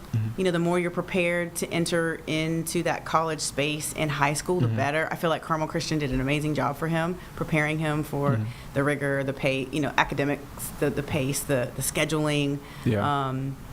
the teaching. So I think all those things come into play. Choose your schools wisely. Choose where you go to high school wisely if you can, you know. And like Bryce mentioned, it's about who likes you as far as coaching and the school, not necessarily, you know, the name of the school, but like which coach, which school believes in you, the player, and it's going to give a freshman, a young kid, the opportunity to play because right now, like he said, he's the only freshman. I mean, This is different. Yeah. Bryce, tell him the oldest guys on your team. Yeah, you know, like me being a little younger, like the age differential. Like one of my teammates, my guy Matt, big 7'4" guy actually, great guy, but like he was born in 2000, and me myself. Oh, come on! All right. Me myself, I happen to be born in 2006, so that's Okay, that's that's crazy in the difference in that. He's so, 25 years old. Yeah. Yeah. I mean, as a grown man, for he's- sure. For sure. You make me feel old. 2000. I'm like, I know what I was doing in 2000. Yeah. Oh man, look, don't be a stranger here. We want y'all to come back. Yeah. Thank y'all for your time. Oh, before I let you go, I see your little brother. I forgot his name. What? Braden. Braden. Who's a better hooper? Oh, you gotta come. You gotta step on the mic. Come on. Who's a better hooper? Braden or Bryce? Be honest though. Me. What? In the future, I'm gonna end up being better. Yeah, hopefully in the He future. called it. You know, we always want to be better. You know, Right. Continue the path. Hopefully in the future, but you know, I'm always gonna say me. But What's I think the in the age future. gap? What's the age gap? 7. We're 7. We're 7 years apart. I 6. turned 13. Yeah. 6 years. I don't know, man. Yeah. When he was my age, I would cook him. Not cook. You know how that even younger generation. You know how that, so I'm not even gonna get into all that. Wait. Where does Braden get the confidence from? Where does that? I think it's hard. Yeah, I think it's hard to be in this family without confidence. I was about to say. That's probably more Generational thing. Oh man, y'all are awesome. Again, don't be strangers. Thank we you. want to keep up with your journey. For sure, appreciate it. Thank you guys for stopping here on Live and Impact thank News. Nick Friedman and College Hunks Hauling Junk for the NIL Yeah. opportunity. Great friends of the family. Nick's actually been knowing Bryce since Bryce was younger than Braden. So Wow. it's really a full circle family thing. For sure. Man, good luck on your first season. Thank you. Hang around for a second. We want to get some pictures. We want to do all of that stuff. sure. Before we let them go, we'll let them hang around for a little bit. But let's get checking the forecast. It's been raining. We talked about it earlier in the interview. It just feels like Seattle, North Carolina. Just ugh. I was checking with Becca Bursall. What's your full forecast? Good Monday afternoon. We'll keep the clouds, cooler temperatures, and the periods of on and off rain showers for the rest of today, some of which could be heavy at times. And this is a pattern that will likely continue as we head into midweek. So make sure to have that rain gear close by over the next several days. High temperatures today won't warm up much. In fact, highs will be in the lower 80s across much of the area, with most of us spending the majority of the day in the 70s. And that's going to be as we continue to deal with clouds and ongoing showers out there. More rain and cooler temperatures is in store for us as we head into Tuesday and Wednesday. Finally seeing some improvement. Going to be feeling a little bit more like summer as we approach Thursday. This will last all the way through the weekend. So that's set up for today. We've got that warm front down to the south of us. This is what's driving in that rain really from the south up to the north and bringing in lots of tropical moisture with it. That pattern continues today, but as we head into tomorrow, high pressure system is going to slide off to the east,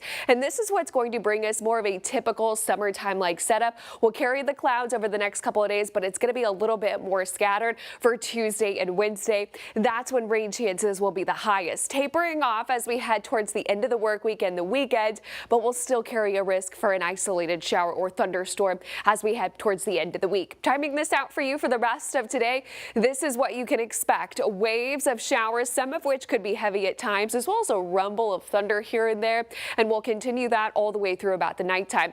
By the time we get into Tuesday morning, going to be starting off damp, overcast skies, patchy dense fog developing, potentially even some mist drizzle conditions with scattered downpours to start off your Tuesday. It'll become a little bit more scattered as well as we go into the afternoon and evening hours. Like I mentioned, heavy rain and thunderstorms also will accompany some of these as well.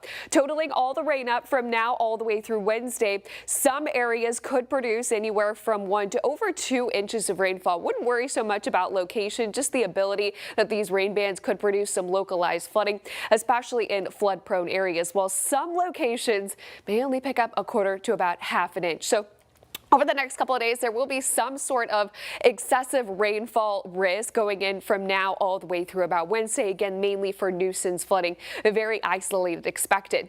High temperatures the past 7 days have all been well below average. Temperatures over the next 7 to 10 will continue to be on the steady incline.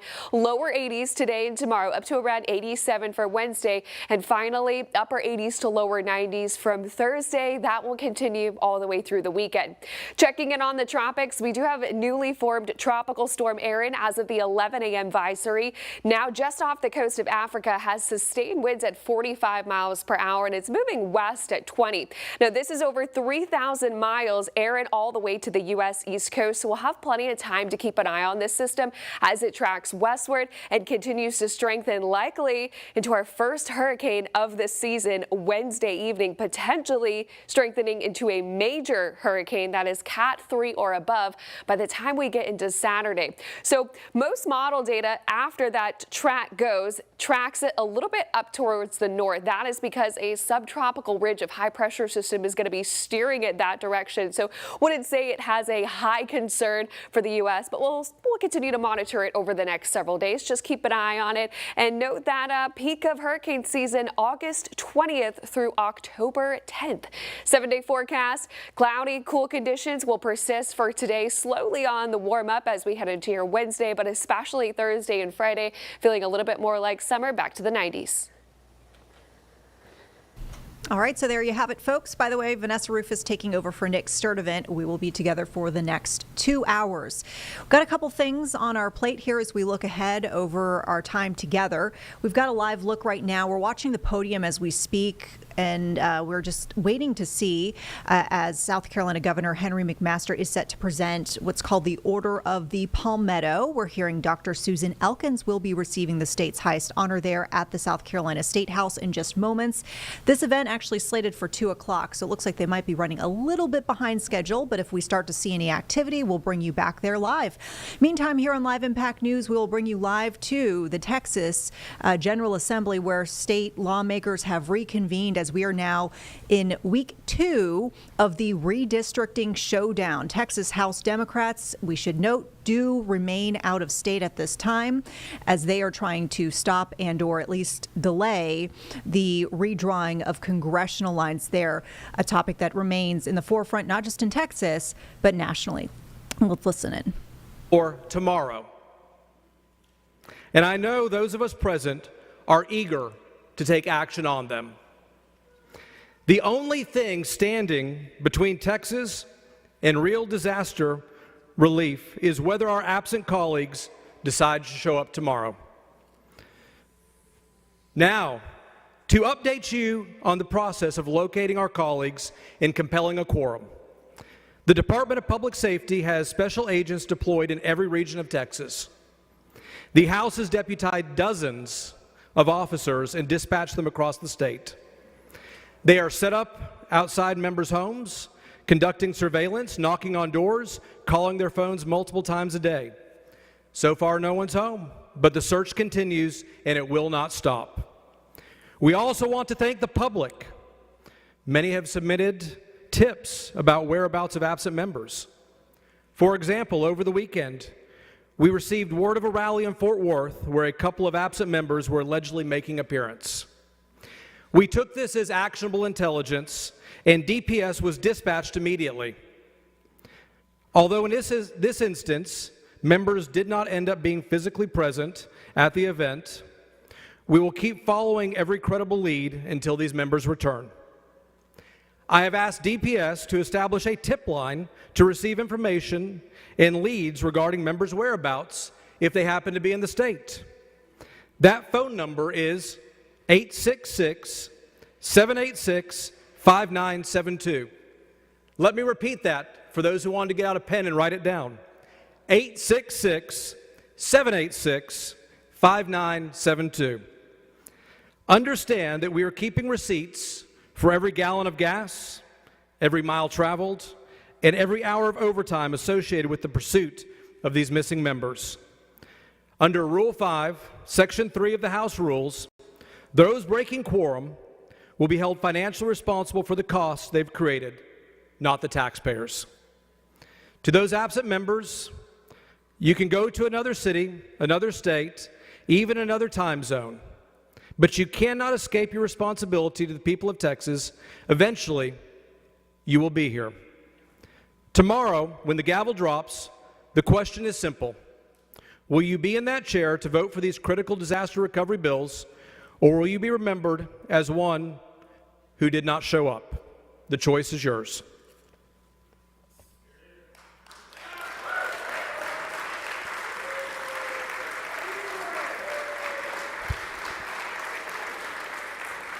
Members, the call of the House remains in force. Under House rules, the House may adjourn from day to day.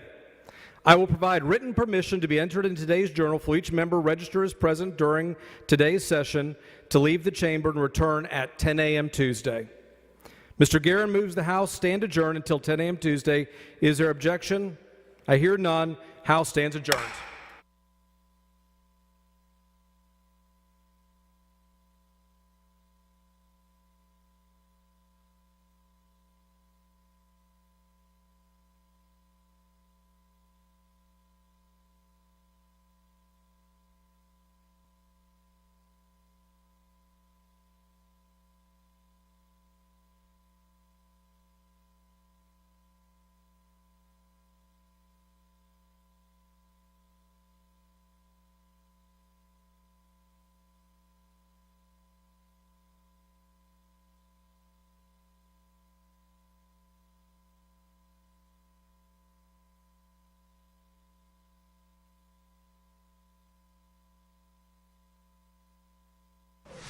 Right, folks, it looks like there's been a recess there at the Texas State House. As you heard their lawmakers talking about the fact that Democrats for a second week do remain out of state. And it sounds like there will be not only efforts to try to bring them back and levy punishments, but also it looked like there was a discussion about trying to recoup any sort of costs that might be involved with bringing them back to Texas amid this congressional redrawing of lines battle. Let's turn now to the announcement from Congresswoman Nancy Mace of South Carolina. As we shared with you, she is now throwing her name into the mix for gubernatorial candidate. We've got tonight, actually, in just a few hours, a town hall that's going to happen in Rock Hill. We've got more information coming up on the news tonight. We already have some information, by the way, on our website if you're interested in learning more about the event. But let's listen into her reasons why she says she wants to run for governor. Good morning, South Carolina. Thank you for waking up early before you head into work today. It's bright and early, beautiful day here in Charleston, South Carolina, on hallowed ground at the Citadel, the Military College of South Carolina. This morning, I'm making it official. I am running to be your governor of the great state of South Carolina. There we go, baby. South Carolina first. I want to thank Kevin Cunane, who is a 9/11 first responder, firefighter in New York. When he came up here, he was there on 9/11 on day one. So thank you, Kevin, for your service to your country. And the Cesura family. When I met the Cesuras and Sweet Tanner, who was run over by that vehicle on Sullivan's Island, that family brought me to tears. And that's what this is about. It's not about me, it's about the people of South Carolina. I didn't come to join the club. They don't want me, and I don't want them. I came to hold the line. They said, stay quiet. I spoke up. They said, sit down. I stood up. They said, play nice. And I fought back. South Carolina is tired of politicians who smile for the cameras, lie to your face, and then vanish when it's time to lead. I'm not one of them. I'm running for governor because South Carolina doesn't need another empty suit. It needs a governor who will fight for you and your values. South Carolina needs a governor who will drag the truth into sunlight and flip the tables, if that's what it takes. South Carolina doesn't need another politician who folds when things get tough. It needs a governor who will always stand tall, no matter the odds. I've walked into firestorms, and I've come out swinging. I didn't flinch, I don't fold, and you know, I never run. While others played it safe, I said what needed to be said, and I did what needed to be done. This isn't about playing defense. This is about going on offense for you, for your family, for your freedom, and for your future right here in South Carolina. I wasn't built to kiss the ring. I just wear one. I don't answer to the establishment. I don't owe those in the back room a single thing. I answer to the people. And the people, let me tell you, are fed up. I've been all across the state of South Carolina over the last couple of months, and the people are fed up. They're fed up with sanctuary sheriffs who refuse to enforce the law. Yes, that happened right here in South Carolina, where we had leadership across the state, statewide, that stood silent as we had a sanctuary sheriff in our great state, letting out illegals who were rapists, letting out illegals who are murderers, and letting out illegals who are pedophiles and child molesters. That happened right underneath our noses, right here in South Carolina. You know what I did last year? I stood up. I spoke out. I basically ran against the sheriff, and the good people of Charleston County, right where we are today, you voted in a new sheriff who on day one started working with ICE. You did that. They're fed up with statewide officials who always stay quiet, the ones who say nothing, do nothing, and stand for nothing. They're fed up with violent criminals getting a slap on the wrist while good law-abiding citizens get ignored. They're fed up with schools that push politics instead of reading, writing, and arithmetic. They're fed up with weak leaders who talk tough on TV, then cave when it comes time to vote. Caving is what got us into this mess. I will never cave. I came to draw the line today and hold it, and we will do this together. So before I tell you where we're going, let me tell you where I came from. My dad was a retired Army general. My mom, who's here this morning with her shades on, looking good, Mama.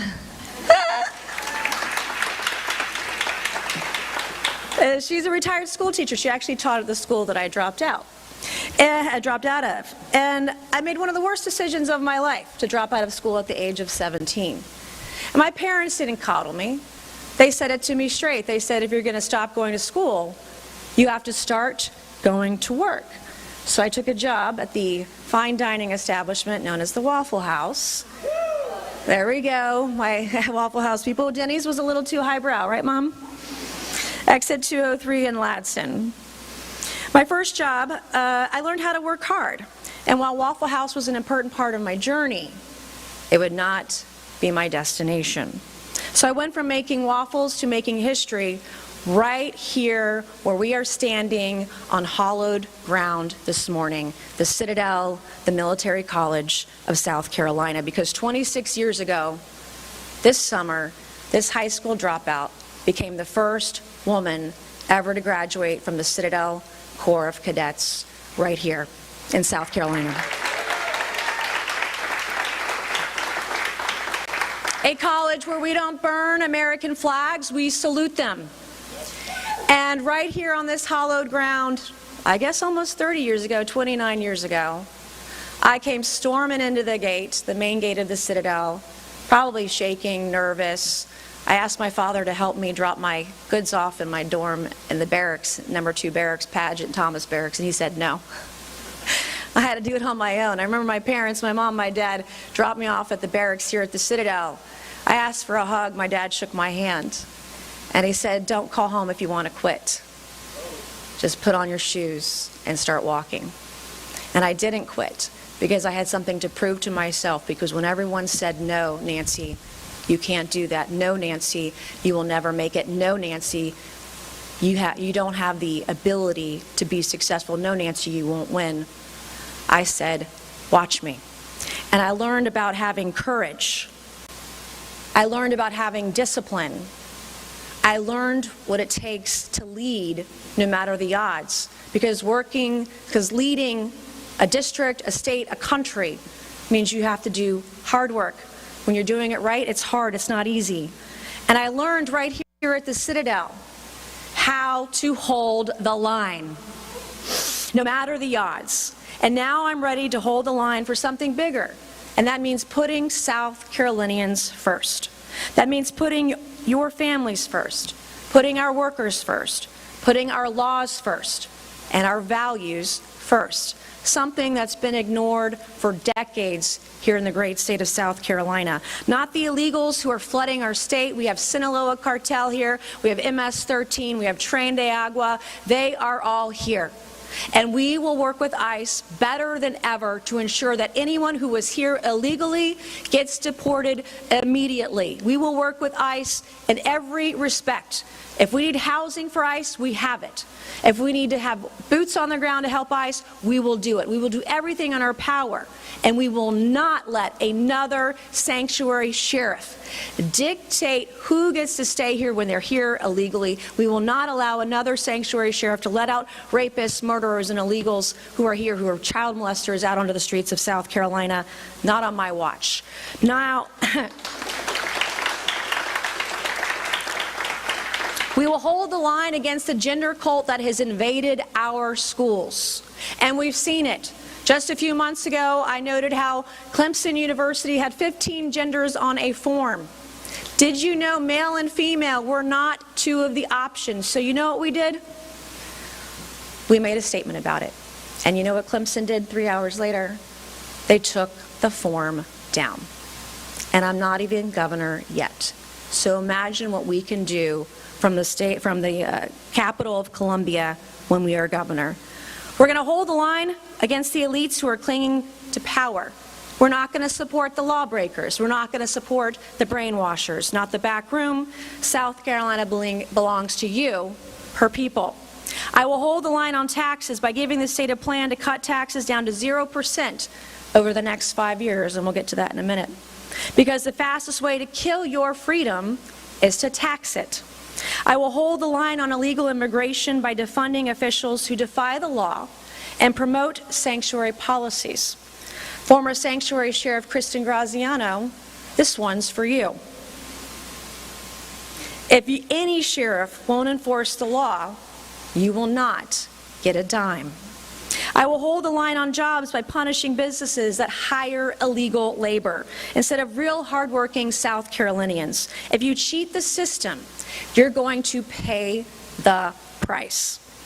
If you're a solicitor and you aren't prosecuting crime, I want you to listen up, because I am coming for you. The days of letting criminals walk the streets of South Carolina, not being charged, not being indicted, not being prosecuted, the days of treating victims like criminals and criminals like victims are over. The culture of coddling criminals and punishing victims is over when we're governor. I will hold the line on women and kids, insanity, and education by vetoing any funding to any college that pushes gender ideology and refuses to define what a woman is. If a school erases women, it erases its right to your tax dollars. I will hold the line for parents, because parents, not the government, get the final say in their child's education. I'm not here to fold. I'm here to fight for you and your values. Together, we will make South Carolina more prosperous, more educated, more healthy, and more safe. This isn't just a campaign, it's a calling for common sense, a calling for courage, and a call to put South Carolina first.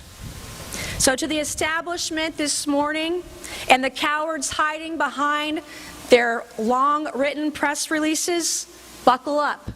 To the radical left, brace yourselves. And to the great people of the great state of South Carolina, help is on the way.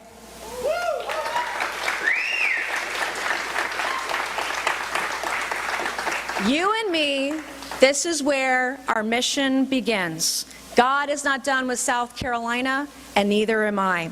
I'm Nancy Mace. I'm running for governor of South Carolina. I will hold the line. I will fight for you, and I will always put South Carolina first. Thank you. Okay. I'm going to unveil some policies in the coming weeks and months ahead. I'm going to roll out the path to prosperity for South Carolina. When I am done with this presentation on some initial policy proposals as governor of South Carolina, we will do a photo line up front. So just a few more minutes, and we will do that patiently. So thank you for your patience. So this morning, I want to unveil South Carolina's path to prosperity. Number one, you all know firsthand that we pay the highest state income tax in the Southeast. Every year, your state legislature says, oh, we're going to cut 1/10 of a point, 2/10 of a point. We're still at 6% or higher in the state income tax. Other states like Florida, Tennessee, Texas have zero state income tax. North Carolina and Georgia, as you can see in this map, are not far behind. Everybody, including Mississippi, are on the fast track to 0% state income tax. There are a couple different ways we can do this, and I will propose more than one way to go to 0% income tax over 5 years. The first thing I want you to know is that South Carolina's state budget is just over $40 billion a year. And there are three different buckets that spending goes into. One is called the general fund. The general fund has been increasing in spending year over year without any pauses or controls in place to give your money back to you in a permanent tax cut. So the first proposal that I have is to freeze the government, the general fund spending at around $11.6 billion. So that would be around 2022 to 2023 fiscal year for South Carolina.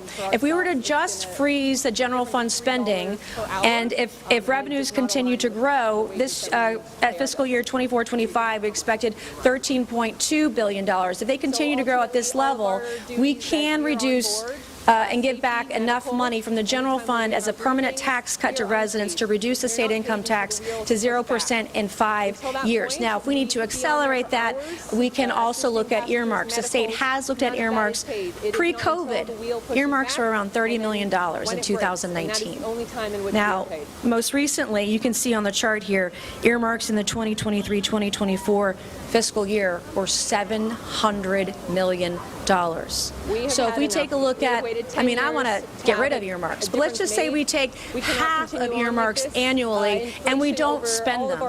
That will help accelerate us to getting to 0% state income tax in 5 years. I want to use every dollar above that cap at $11.6 billion to reduce state income tax until it hits zero. We'll pause and reduce or eliminate earmarks to accelerate that process. I also want to mandate that every single state agency find 3 to 4% annually to cut. We know we can find it. If we need to have a program to have early retirement for state government employees, we will do it. If we need to freeze hiring for state government employees, we will do it. This isn't about austerity.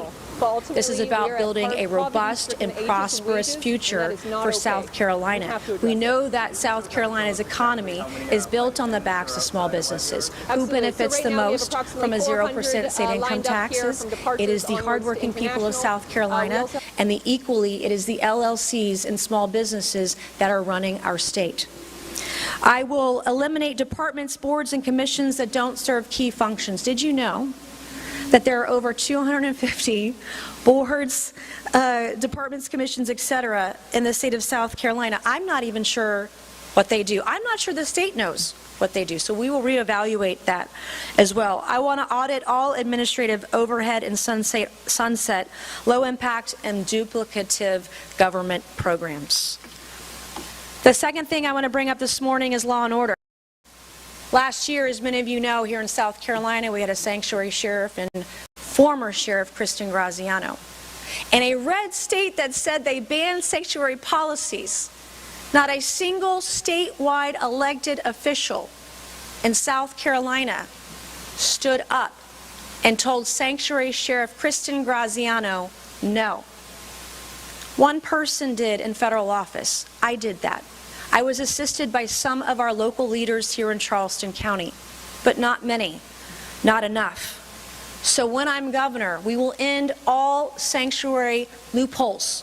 There will not be a sanctuary sheriff who will step foot in the state of South Carolina when I am governor. If you are a business employing illegal aliens, we will hunt you down and we will find you. Find you, and we will fine you $1,000 a day until you learn from your mistake and you employ real, hardworking South Carolinians. We will work with ICE and DHS to provide facilities to house illegals for deportations.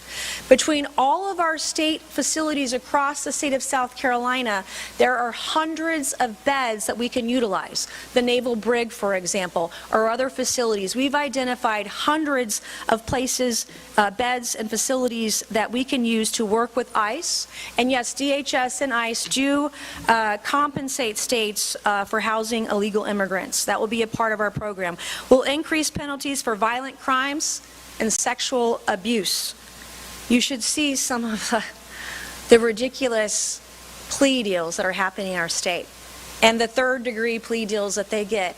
Oh, $100 fine for this.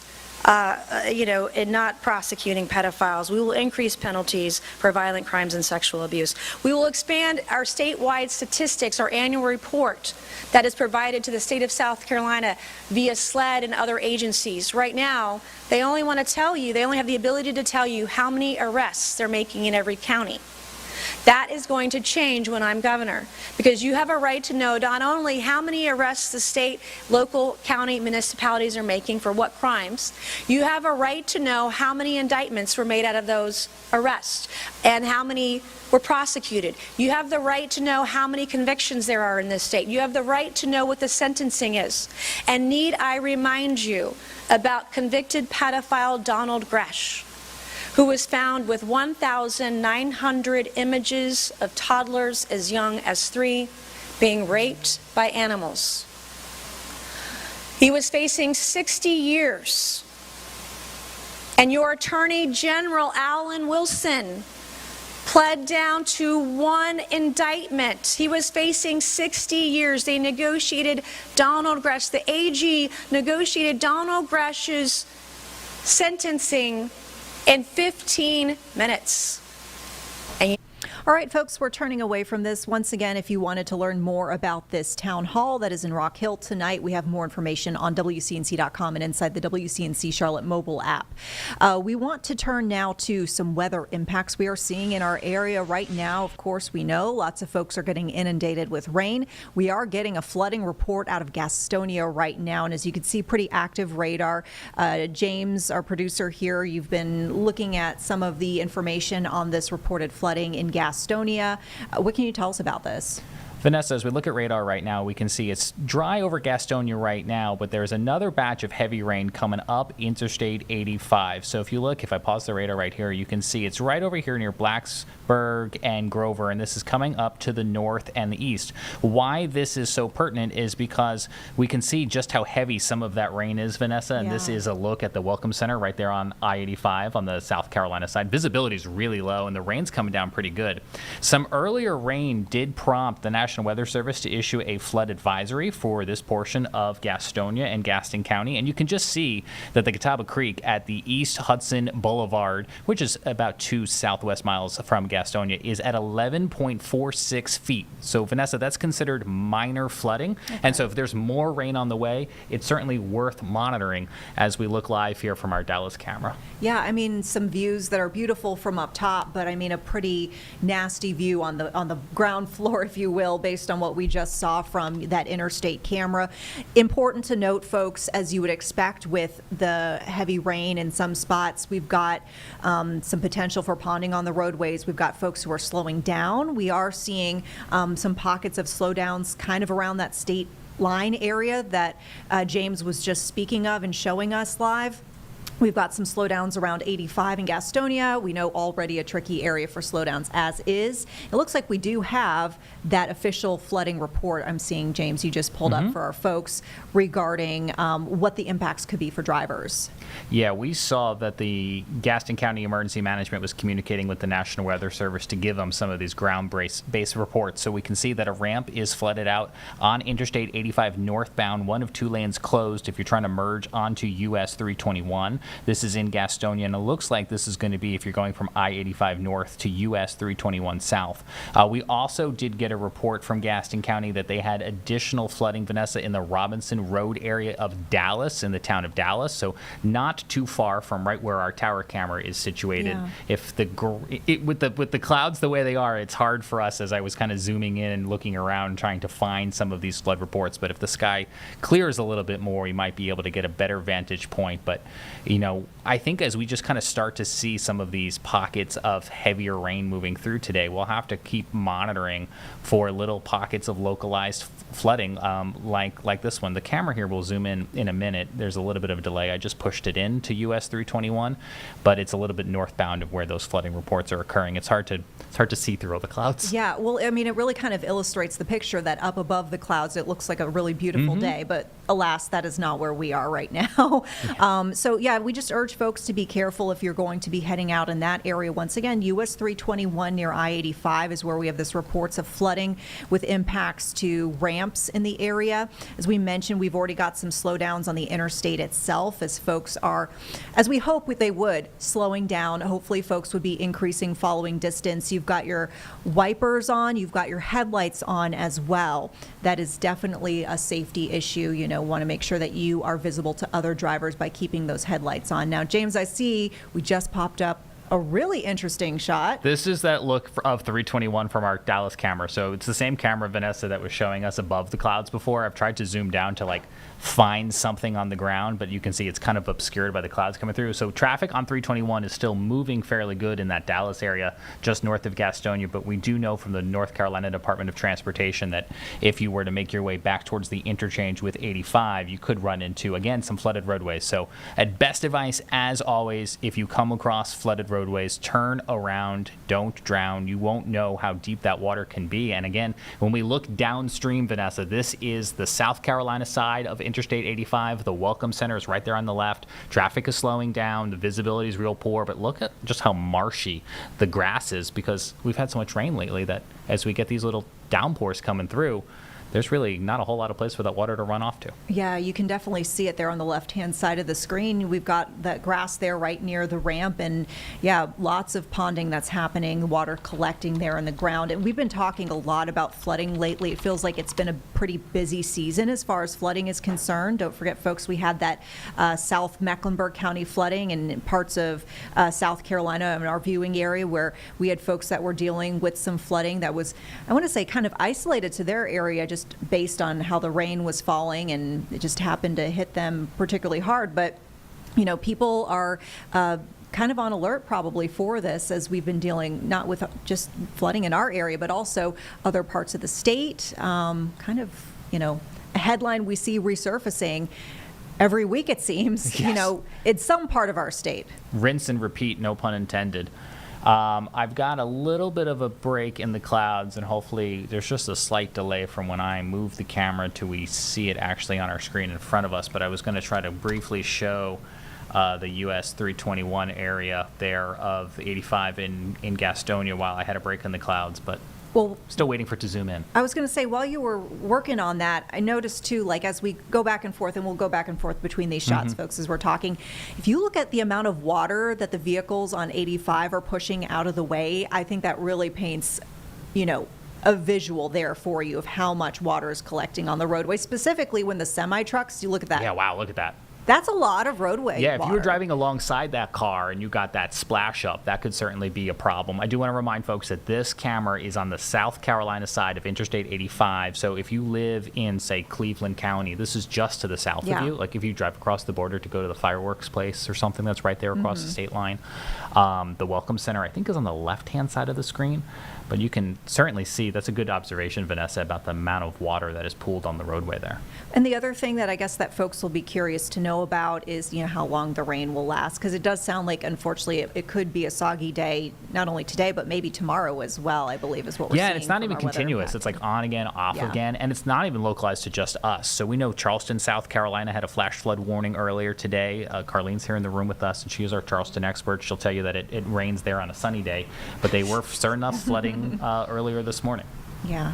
I mean, Charleston, I mean, we've mentioned this before, you know, in some of our weather chats, especially as it pertains to flooding. Charleston, definitely an area that, you know, the folks there, when I got deployed for hurricane coverage, I believe it was Ian a couple years back, and I was talking with folks around downtown and just outside, and they were basically saying, yep, this is a familiar situation for us. You know, it could rain a little bit and we'd flood. And of course, you know, when you have major event like a hurricane that's coming in the area, that will be even more of an impact. James, how are we feeling? I know we have the potential to hit the forecast. You want to do, looks like South Carolina. It looks like our next event maybe is getting underway here. Let's do it. Okay. So, folks, we kind of prefaced this at the beginning of the hour. This is the Order of the Palmetto event. This is an award that is the highest civilian honor in the state of South Carolina. There's the governor speaking. The recipient today is Susan Elkins, who is the founding chancellor of Palmetto College. So this is honoring her work in the education sector. Let's listen in. And highly convincing, even if I haven't known her and worked with her for over a number of years. So we do have a recognition. It's called the Order of the Palmetto. It's the highest recognition our state has. And it is given to those few who are recommended who do reach that very highest standard. And Susan Elkins is one of them. And I'll read it for you. Come forward a little bit, please. It says, it's beautiful. Oh, you got some remarks there, huh? No. I won't brag on you. State of South Carolina, in grateful recognition of contributions and friendship to the state of South Carolina and her people, I do hereby confer upon Susan A. Elkins the Order of the Palmetto with all the rights and privileges appertaining thereto, signed by me, Henry Dorgan McMaster, your proud, happy governor, on behalf of 5.3 million proud, happy South Carolinians. We thank you and congratulate you, ma'am.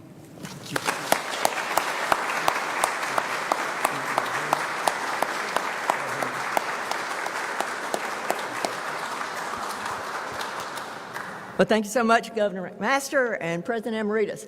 I think the first thing I might need to say is to think back about my upbringing and the state of my home.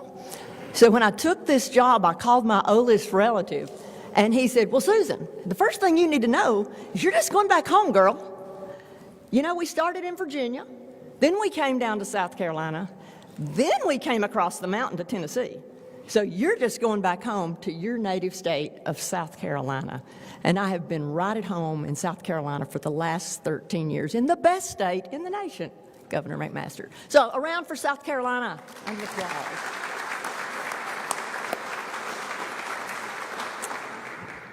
so on behalf of our entire Palmetto College family, and our Palmetto College team is the best team possible.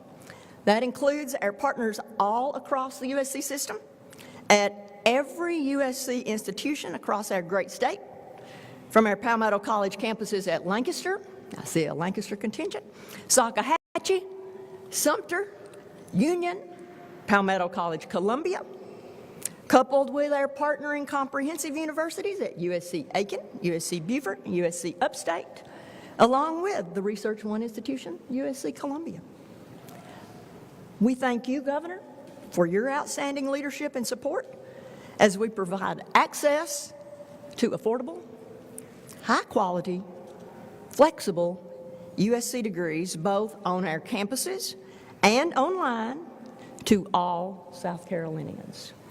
That's why we're here on behalf of the entire state of South Carolina. So I want to express my deepest appreciation to the Governor, to the President, and to our Palmetto College team and our many partners across the USC system for their phenomenal work serving our students and communities every day. So Governor McMaster, we're also extremely grateful to you and First Lady Peggy for your phenomenal impact on our state throughout your 10 years as governor. I believe that's the longest serving governor in the history of our state. So a round of applause for the longest serving governor of our state. Thank you for your support of Palmetto College and USC, and for your staunch belief in the value of higher education and its positive impact on each individual South Carolinian, as well as to every community and our entire state as a whole, bringing better jobs, higher income, economic development, improved health, and an overall higher quality of life to the citizens of our great state. President Emeritus, to you and First Lady Eero, a huge thank you to each of you for your outstanding leadership of the entire USC system in your current roles as President and First Lady, but also for your role in launching Palmetto College. Back in 2013 with then President Harris Pastides and First Lady Patricia. Many of you may remember that President Emeritus was serving as Provost and Executive Vice President of Academic Affairs at the time Palmetto College was created, and we're so deeply grateful for the outstanding vision and leadership of President Pastides and you as then Provost Emeritus in developing and launching Palmetto College to serve the Palmetto State. Let me say that again, to Palmetto College to serve the Palmetto State. So President Emeritus, First Lady Eero, the Pastides, and I are all first in our families to go to college, along with the majority of our faculty and staff across Palmetto College. And we're all extremely passionate about providing access and opportunity for every student across our great state, anytime, any place, to receive a USC degree. To our USC Board of Trustees, legislators, other state and community leaders all across our state, along with our invaluable partners in business, education, government, and numerous other entities, we're deeply grateful for your superb leadership, including funding for Palmetto College that has enabled us to grow nurses, teachers, business leaders, and fill many other high-demand jobs in each of the communities we serve. The invaluable partnerships that have propelled our Palmetto College programs and students forward have been instrumental in our success. Also, to those who led the nomination process and wrote letters of support, I'm deeply grateful. Finally, and most importantly, to the students we've served, and I'm looking at many of them. To the students we've served on our campuses and online. To those students and graduates who are here with us today representing the over 10,000 Palmetto College graduates during the last dozen years. You're the reason we do what we do every day. You're why we're all here today, and we're extremely passionate about providing those accessible, affordable, flexible, high-quality USC degrees to each of you and to all South Carolinians, anytime, any place, to make your dreams come true and to change lives for generations to come. Thank you for choosing Palmetto College. So again, Governor McMaster, President Amaritis, thank you for this incredible honor for the entire Palmetto College family and for the students we serve. Forever to thee. Thank you.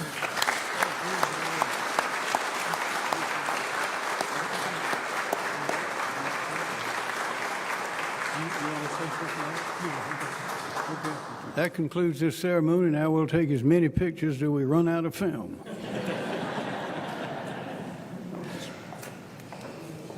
Let's put him out of the way.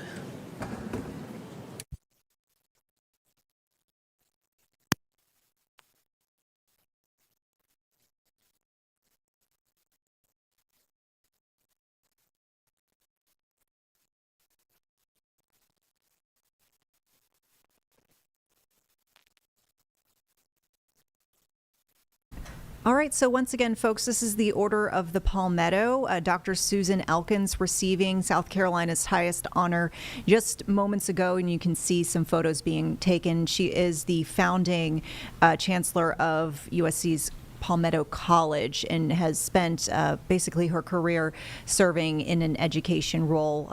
So this is a big day for her. And back in 2013, by the way, that was when she was named chancellor of Palmetto College. So big legacy there.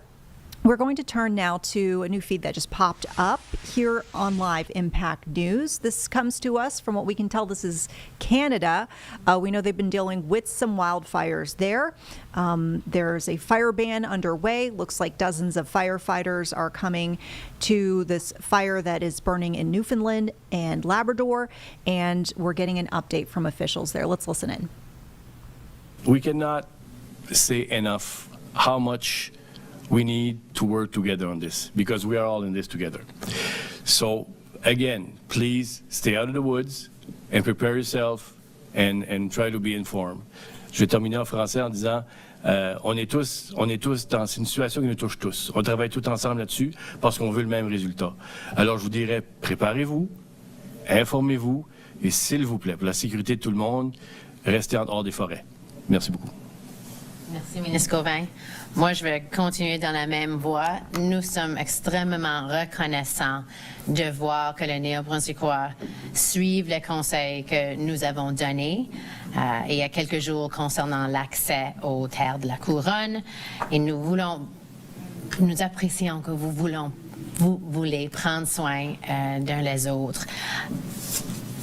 Je veux aussi remercier nos partenaires, les municipalités, les organisations sans but lucratif, les événements, tout le monde qui travaille avec nous autres pour informer leurs résidents, pour informer leurs voisins et leurs clients de la situation. I want to say a huge thank you to the people of New Brunswick who have been following the directives that we issued on Saturday. And I want to recognize all of the municipalities, the nonprofit organizations, event organizers who have partnered with us to communicate to their neighbors, to their residents, to their clients, and to their attendees, and who have made adjustments to their plans in the best interest of keeping our province safe and reducing the risk of forest fires. It's heartening to see that we all want to take care of each other and protect these forests that we think of as so close to our identity here in New Brunswick. I'll echo Minister Gauvin's comments. Now is not the time for fire tourism. There have been people who have wanted to get that great picture for social media, but we need to keep our roads and our emergency areas as clear as possible so that the people responding to fight these fires can do their jobs. So please, if you don't need to be out, don't be out on the roads and trails where the emergency responders need to get access.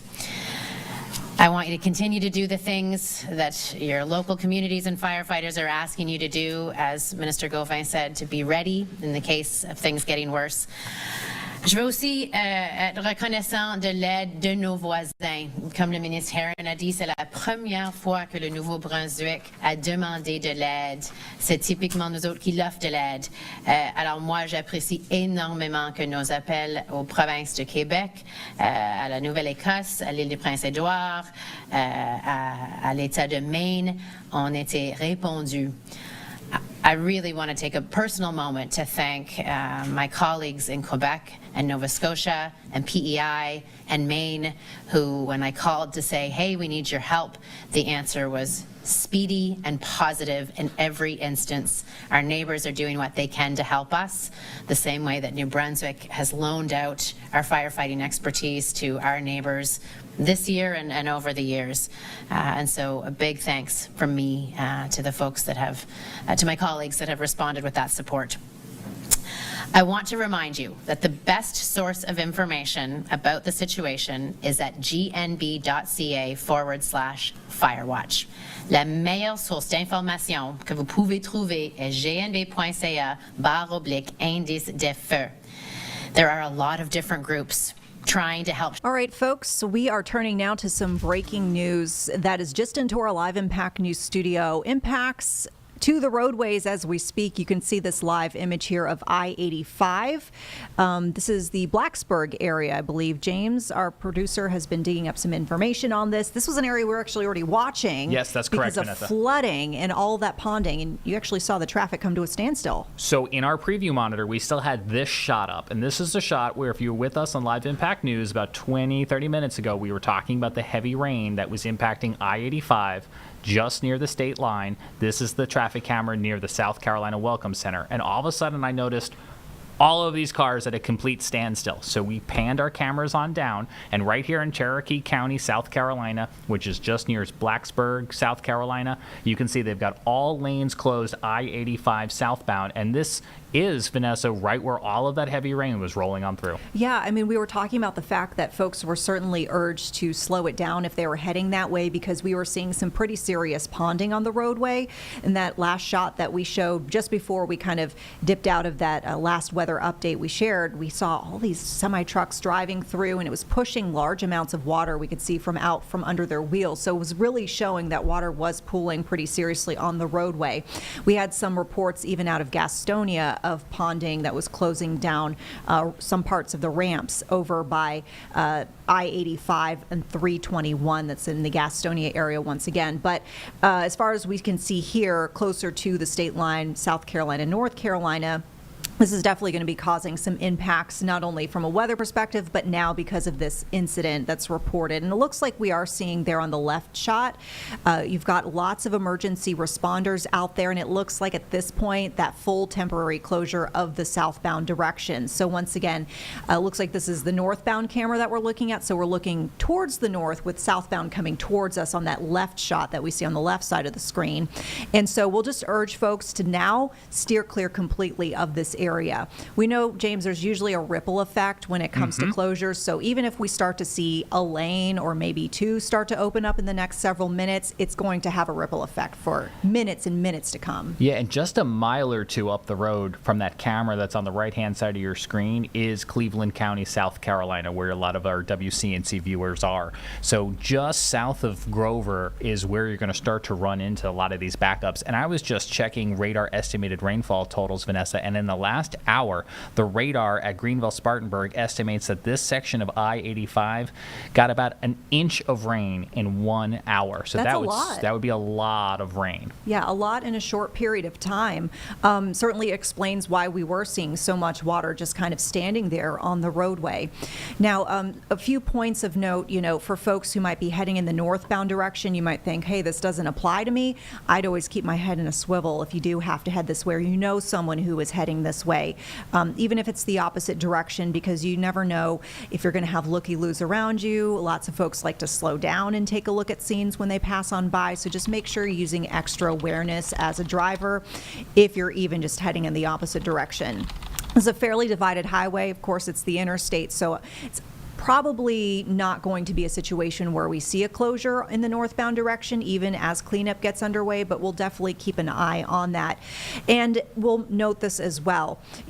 If you do by chance head this way southbound, 85, once again over by the state line, South Carolina, North Carolina, and you start to see some traffic opening up, you still see first responders there on the side of the roadway, please think about that move over law. We always want to make sure that folks who are working on the side of the roadway get to go home to their families at the end of the night. And so if you are passing by a scene and you still see those flashing lights, for example, say that fire truck is still there and they've reopened a left lane, you're slowing down below the posted speed limit and preferably moving over as far as possible to give as much room to those crews that are working. But James, I don't know if you're seeing any sort of estimate, by the way, from DOT, because sometimes they do try to put out estimates, even though they kind of fluctuate depending on if they determine there are injuries, or just the nature of the crash.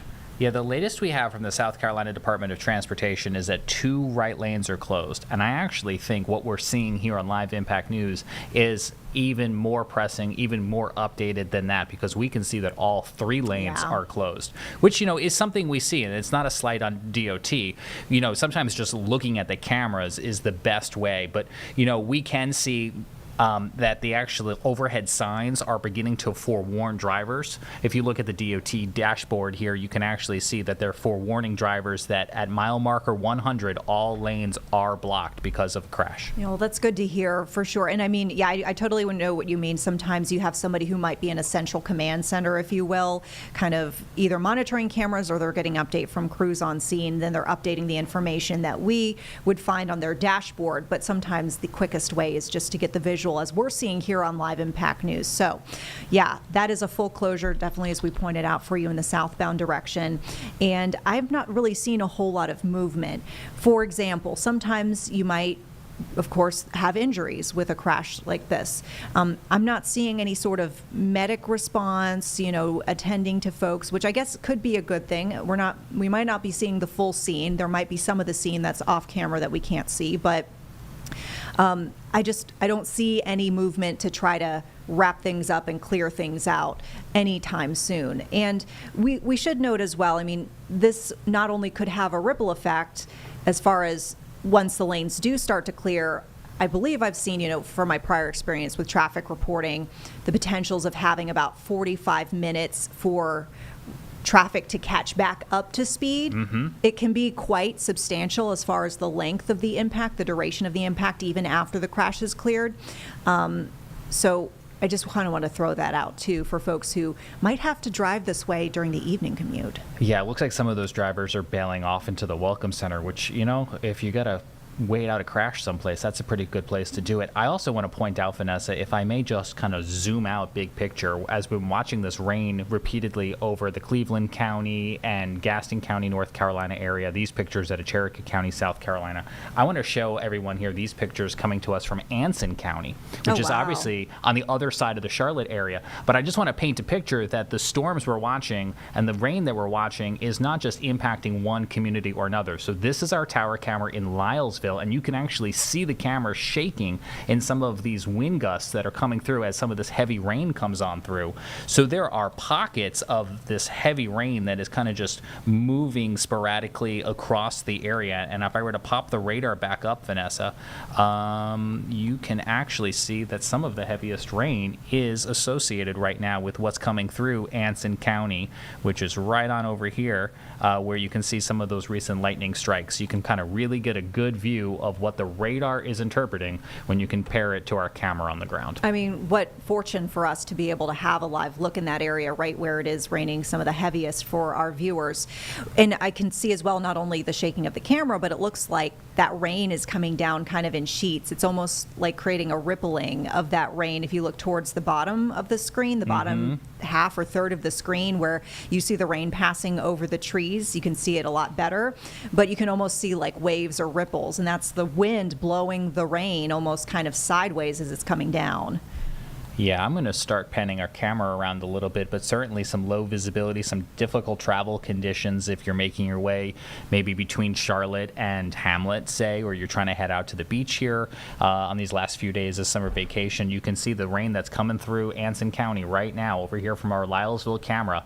That is really hampering visibility. We'll get a check of weather, I know, in just a moment here, but I think before we do that, Vanessa, I'm noticing a change on our 85 crash camera. That's some movement. That's right. We've got that left lane that's moving once again in the southbound direction. So folks, if you are heading this way, you will encounter delays. First of all, there will be an open left lane at this very moment, and we will remind you that there is, the essence of safety, big encouragement to move over, slow down as you're passing those emergency crews. I didn't see it in the shot before. I don't know if the angle of the shot changed since the last time we checked with this, James, but I'm actually now seeing a truck. It looks like there's a tanker truck of some sort. This tanker truck with the red cab slid down. He was under the overpass, I think maybe in the left or center lane, and they had it moved to closer in frame to us.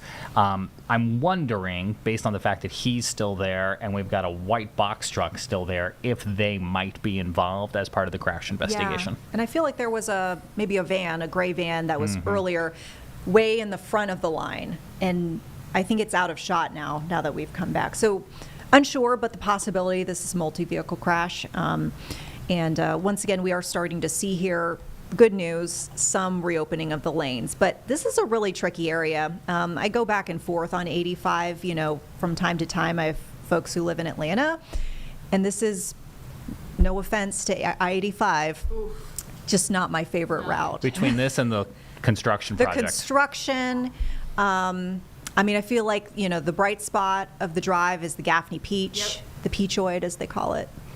But other than that, the construction has made it pretty dicey. Obviously, we're not seeing any construction in this area, but it's a tricky spot, and it's filled with lots of pockets of kind of random slowdowns.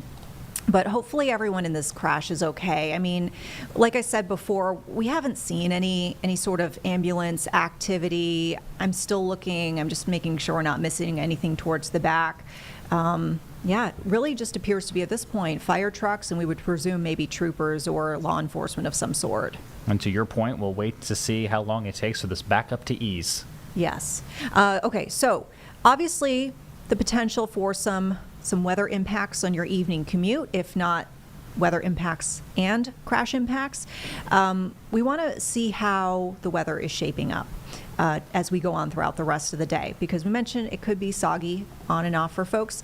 Let's listen in here to our latest weather update from our weather impact team. Good Monday afternoon. We'll keep the clouds, cooler temperatures, and the periods of on and off rain showers for the rest of today, some of which could be heavy at times. And this is a pattern that will likely continue as we head into midweek. So make sure to have that rain gear close by over the next several days. High temperatures today won't warm up much. In fact, highs will be in the lower 80s across much of the area, with most of us spending the majority of the day in the 70s. And that's going to be as we continue to deal with clouds and ongoing showers out there. More rain and cooler temperatures is in store for us as we head into Tuesday and Wednesday. Finally seeing some improvement. Going to be feeling a little bit more like summer as we approach Thursday. This will last all the way through the weekend. So that's set up for today. We've got that warm front down to the south of us. This is what's driving in that rain really from the south up to the north and bringing in lots of tropical moisture with it. That pattern continues today, but as we head into tomorrow, high pressure system is going to slide off to the east,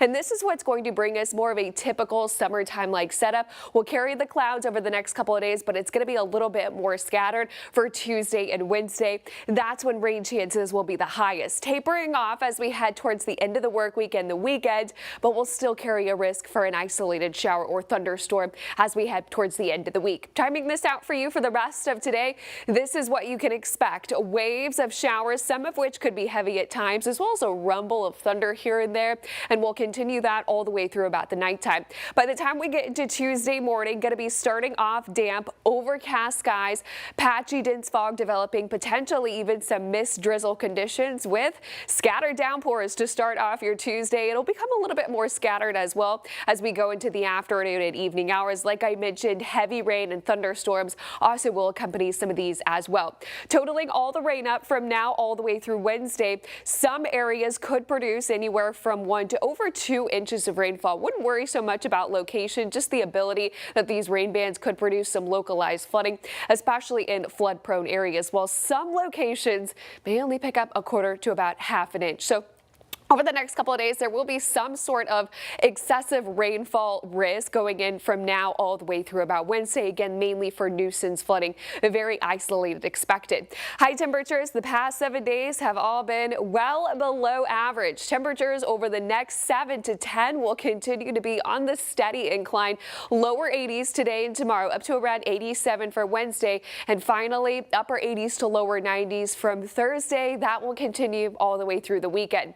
Checking in on the tropics, we do have newly formed Tropical Storm Erin as of the 11 a.m. advisory. Now just off the coast of Africa, has sustained winds at 45 miles per hour, and it's moving west at 20.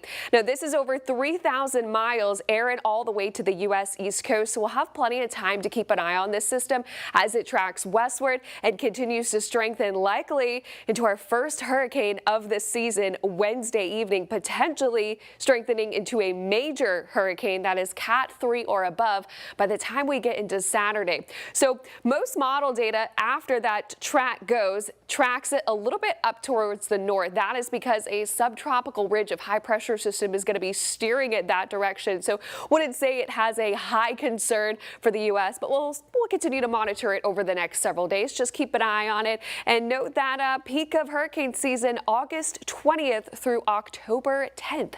7-day forecast, cloudy, cool conditions will persist for today, slowly on the warm up as we head into your Wednesday, but especially Thursday and Friday, feeling a little bit more like summer, back to the 90s.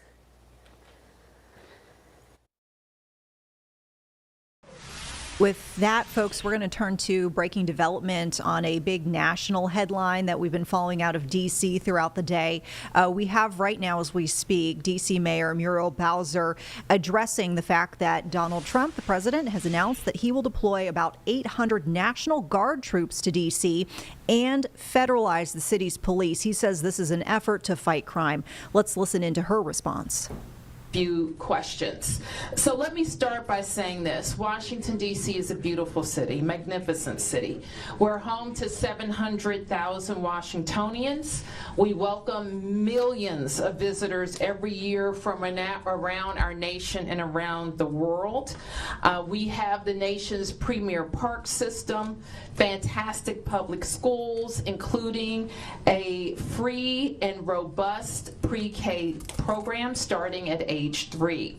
We have a tremendous public transportation system, and we have hardworking people here who are raising families, starting businesses, and hiring workers. So it's very important to me that for all who live here and visit here, just know how beautiful our city is and how proud we are of all that we've accomplished here. We're unique in other ways as well. Though we pay taxes, in fact, we pay more than most states per capita. We're not a state. We don't control the DC National Guard. We don't have senators or full autonomy. Limited home rule gives the federal government the ability to intrude on our autonomy in many ways.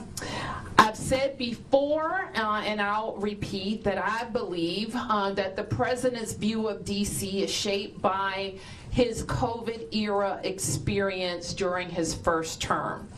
And it is true that those were more challenging times related to some issues. It is also true that we experienced a crime spike post-COVID, but we worked quickly to put laws in place and tactics that got violent offenders off our streets and gave our police officers more tools, which is why we have seen a huge decrease in crime because of those efforts. We have been able to reverse that 2023 crime spike. This year, crime isn't just down from 2023, it's also down from 2019, before the pandemic, and we're at a 30-year violent crime low. We're not satisfied. We haven't taken our foot off the gas, and we continue to look for ways to make our city safer. We know, however, as most have heard from the president's press conference, that he has prerogatives in DC unlike anywhere else in the country, including his authority given by our home rule charter to require the mayor, to require me, to supply services of the Metropolitan Police Department. And he also has control and the ability to deploy the National Guard. But let me be clear, as our home rule charter is also clear, and the president's executive order restates. Chief Pamela Smith is the chief of the Metropolitan Police Department, and its 3,100 members work under her direction. The Home Rule Charter requires the mayor to provide the services of MPD during special conditions of an emergency, and we will follow the law. Though there's a question about the subjectivity of that declaration. In fact, the chief has already provided a high-level liaison and point of contact with the federal government and made those initial contacts. The executive order is also clear that the president has delegated his authority to make requests of us to Attorney General Pam Bondi. I have reached out to Attorney General Bondi and hope to schedule a meeting soon. My message to residents is this. We know that access to our democracy is tenuous. That is why you have heard me and many Washingtonians before me advocate for full statehood for the District of Columbia. We are American citizens. Our families go to war. We pay taxes and we uphold the responsibilities of citizenship. And while this action today is unsettling and unprecedented, I can't say that, given some of the rhetoric of the past, that we're totally surprised. I can say to DC residents that we will continue to operate our government in a way that makes you proud. We will balance our budgets, we will deploy our services. Our kids are going to start school on August 25th.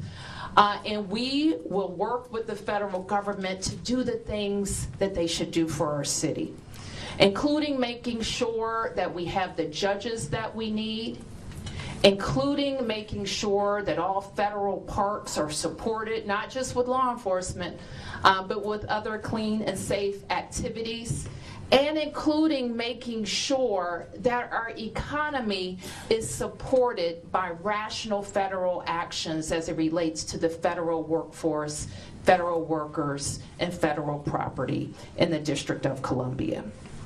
So with that, I want to ask Chief Smith to talk about her interactions with the federal forces, federal police and law enforcement that have been engaged in the district over the last several days, and the strategy that she thinks would be important while we have additional federal police officers. Thank you, Madam Mayor. I'm Pamela Smith, the Chief of Police of the Metropolitan Police Department. And as the Mayor stated, you know, we have a responsibility to support the executive order. And one of the roles that I have is to ensure that we work very collaboratively with our federal partners. I know that most of us know in this room, and those of you that are watching on television, that the efforts of the federal law enforcement officers began in our city on Thursday night.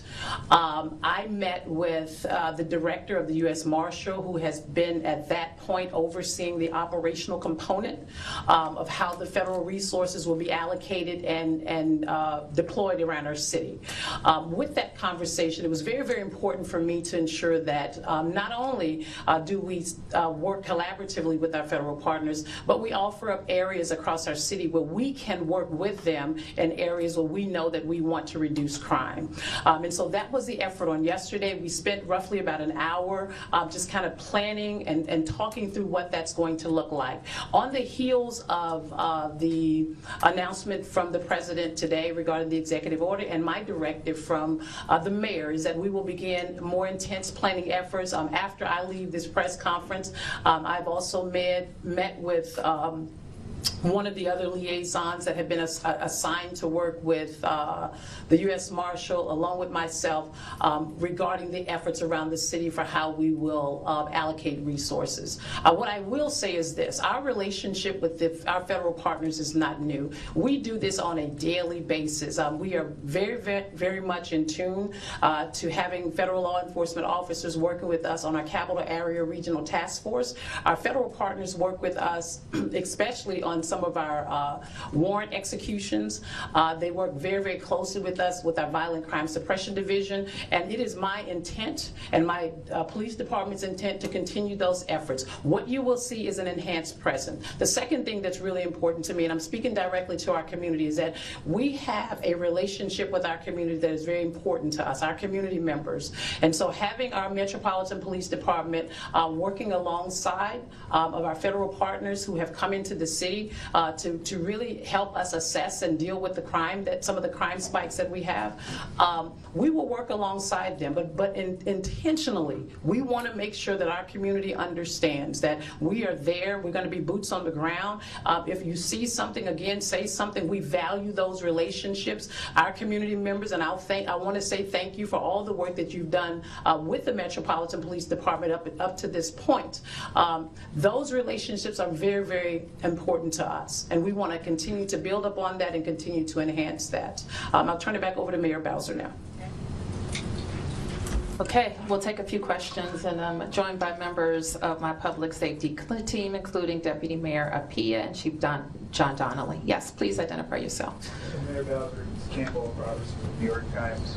Do you think this was inevitable, or do you think there are things that the city could have done or the city council to prevent the mistake from coming? This is, I don't know. I can't answer that question, and I think that's the question that you're familiar with the rhetoric about the city and how long it goes back. And we also know that we're not experiencing a spike in crime, but a decrease in crime. Yep. Mayor Tom Sherwood, WNEW Radio. You and the chief are talking about partnerships to the federal partners who are coming in. The president is talking about a takeover of the city's police department. Where does the chief fit in with Terry Cole, who's the new federal commissioner of the D.C. Police Department? Nothing about our organizational chart has changed. Folks, we have a live look right now in Pennsylvania as we're learning in probably about 20 to 25 minutes. Officials in the Clairton, Pennsylvania area will be giving us an update after multiple explosions earlier today at the U.S. Clairton Coke Works plant. Unfortunately, a deadly situation. At least one person has died, and there are dozens who are injured. It sounds like multiple folks are also unaccounted for, too, at least. So once again, stick with us here on Live Impact News. This is just a feed that we're keeping an eye on. If we start to see officials take to a podium and it's within the Live Impact window, we'll bring that to you here. That's a question for the Attorney General, I think. Yep. Mayor, to what extent are you planning to cooperate in this new framework, or is the city planning anything to prevent this from happening, including any legal efforts? Well, I think all legal, I think you probably saw the Attorney General for the district, Brian Schwab's statement about reviewing all legal matters, and I think those matters are under review. The plain language, however, of the Home Rule Charter indicates that there is a declared emergency. It allows the president, it authorizes the president to make those requests. And it says the mayor shall comply with those requests. So, yeah. Marielle with DC News Now. Are there any concerns that, with this rhetoric, that we have MPD, the National Guard, possible other law enforcement agencies on the ground, that there will be confusion about who's in charge, who these officers answer to, and how people should respond if approached by any of these people? Well, we should note, and we have been advised, and we will continue to make this clear that this is needed in our city, that all law enforcement be identifiable by a uniform, a badge, a jacket, so that people know that they are law enforcement. And the chief, in her coordination with the kind of the command on the federal side, will make clear kind of how the protocols for response. And if there's any additional information we need to get out to the public, we will. But the main point is this: everybody should follow the law, the police and the community. And that's the case now. It was the case last week, and it was the case the week before that. So nothing has changed about that. Yeah. Lionel Donovan from the USA. Would you be able to respond to the statement that came out from the DC Police Union? They've come out recently saying that they stand with the president and that they have also said that crime is violently out of control. They're also calling for the president to go even further and repeal some of the legislation that DC Council passed. I'm afraid I haven't seen that statement yet, so I don't want to comment on it. We have, worked very closely with the DC Police Union. Some issues they've advanced, I've totally agreed with. Others I haven't. One thing that we are squarely supportive of is making sure that our department can recruit more officers and get to a number that I think we need. We've worked cooperatively with them on recruitment and retention activities, on some other changes to the law that were very objectionable to the union and our members, and we will continue to do that. Yeah. Peace and blessings, Madam Mayor. So, in what way, if any, does this change your strategy in terms of your relationship with the president? You've been pretty cooperative, pretty diplomatic, but he's saying one thing about crime, you're stating facts, and he's still infringing on your role as mayor. So, as far as your relationship and your strategy, are you going to, what do you intend to do as far as, engaging with mayors? Well, we engage with all officials that impact the district, and that includes the president. So I don't expect that would change from our part. But as far as, and if I may follow up. Sure. Are you going to go what some might consider a bit harder in pushing back against what he's trying to do? Will your tenor change or intensify? My tenor will be appropriate for what I think is important for the district. And what's important for the district is that we can take care of our citizens. And if people are concerned about a president's ability to have the MPD police department be responsive to the Department of Justice, the time to address that is when we're talking about statehood for DC. If people are concerned about the president being able to move the National Guard into our city, the time to do that would have been when the Congress had a bill that it could have given control of the DC National Guard to DC. So there are things that when a city is not a state and not fully autonomous and doesn't have senators, that the federal government can do. Yeah. Well, from the Boston Globe. Yeah. Just to follow on his question, you at times in President Trump's first term were more confrontation with him, especially in 2020. You tried to be more cooperative this time. Any second thoughts about that approach? And are you planning any sort of defiance, symbolic or whatever, in light of this? Well, I would refer you to the law. Home Rule Charter, he referred to it. I would refer you to the executive order. And so everything that we have said maintains my authority given by the Home Rule Charter. Yeah. Josh Chapin, Channel 7. I just want to be clear also that this ramp up, this emergency we're talking about is a brief period, like a 30-day period, am I right? The charter gives him the ability to do it for 30 days, yes. So that means cooperating with the, whatever he wants to do. Well, it means that we follow the law, and that the MPD follows the law as well as all of the federal officials who are here. It's also important and we will do this in our communications with them, understand like what they're looking to see. So the fact that we have more law enforcement and presence in neighborhoods, that could not, that may be positive if people are, if it's a positive action. So that's what the executive order says. Yeah, Mark. A couple quick questions. One, do you know, will the National Guard be armed? I don't know. And then, what if the Attorney General directs the Chief of Police to redirect sources to do something that you and the Chief disagree with? For instance, redirect resources from east of the river to the federal enclave or something like that. Will you comply with, you say you're going to follow the law, and you say you want to be cooperative. What if you get a directive from the White House or the Attorney General that you just steadfastly don't agree with and think it's the wrong move and would jeopardize public safety in other neighborhoods? Will you comply? I don't have any reason to think that at this point, Mark, so I don't want to speculate about that. The executive order, as is the Home Rule Charter, is pretty clear that the directives have to be, the requests have to be related to federal purposes. And then can I ask, the president threatened to use not just the National Guard, but the military, to bring the United States military, federal troops into the District of Columbia if needed. Can you respond to that threat? I mean, we're in uncharted waters already.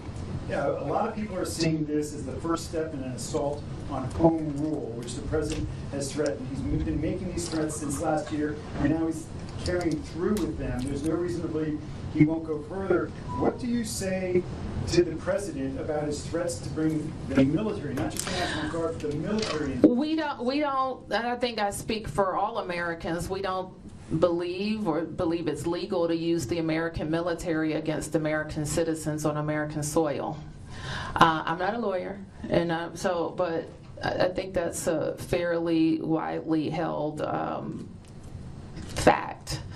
And so, but we've seen them move, I think, the active military into California. So it's a question. We've seen active military on the borders of DC some years ago, and we don't believe that our military should be used against American citizens. Yes. Mayor Bowser, can you talk a little bit about the communication that you did receive before this morning? Did you know what this announcement was going to be before today? And can you just talk about the communication writ large before today? And secondarily, what do you say to DC residents who wanted to hear more from you, specifically in the last 5 days, being forthright, speaking to press and media? Can you just talk DC residents know I'm forthright. That's not a question. DC residents know that, and this press corps should know I speak to you all the time. So you should know that as well. And your question was, when I did not know that the request of MPD would be made. I believed that they would announce that they were going to call up the National Guard. I had one brief phone call related to the National Guard issue over the weekend. Madam Mayor? Yes. Can you identify yourself? Brian Toppers here. Okay. Can you tell us what your main challenges are going to be? Chief Smith from DC Police is working with federal officials, and are you concerned that any federal official overseeing the DC Police Department is not going to know the city as well as Chief Smith and your officers? Chief Smith oversees the MPD, and all of the requests and coordination for the federal request. I don't really have a doubt that is going to, among those officials who are law enforcement officials who have experience working together, I don't have a big concern about that communication and coordination happening. Who hasn't? Yep. Hi, Emma Huber with the Washington Post. During the news conference this morning, President Trump spoke about how he wanted to empower DC police to hit back harder.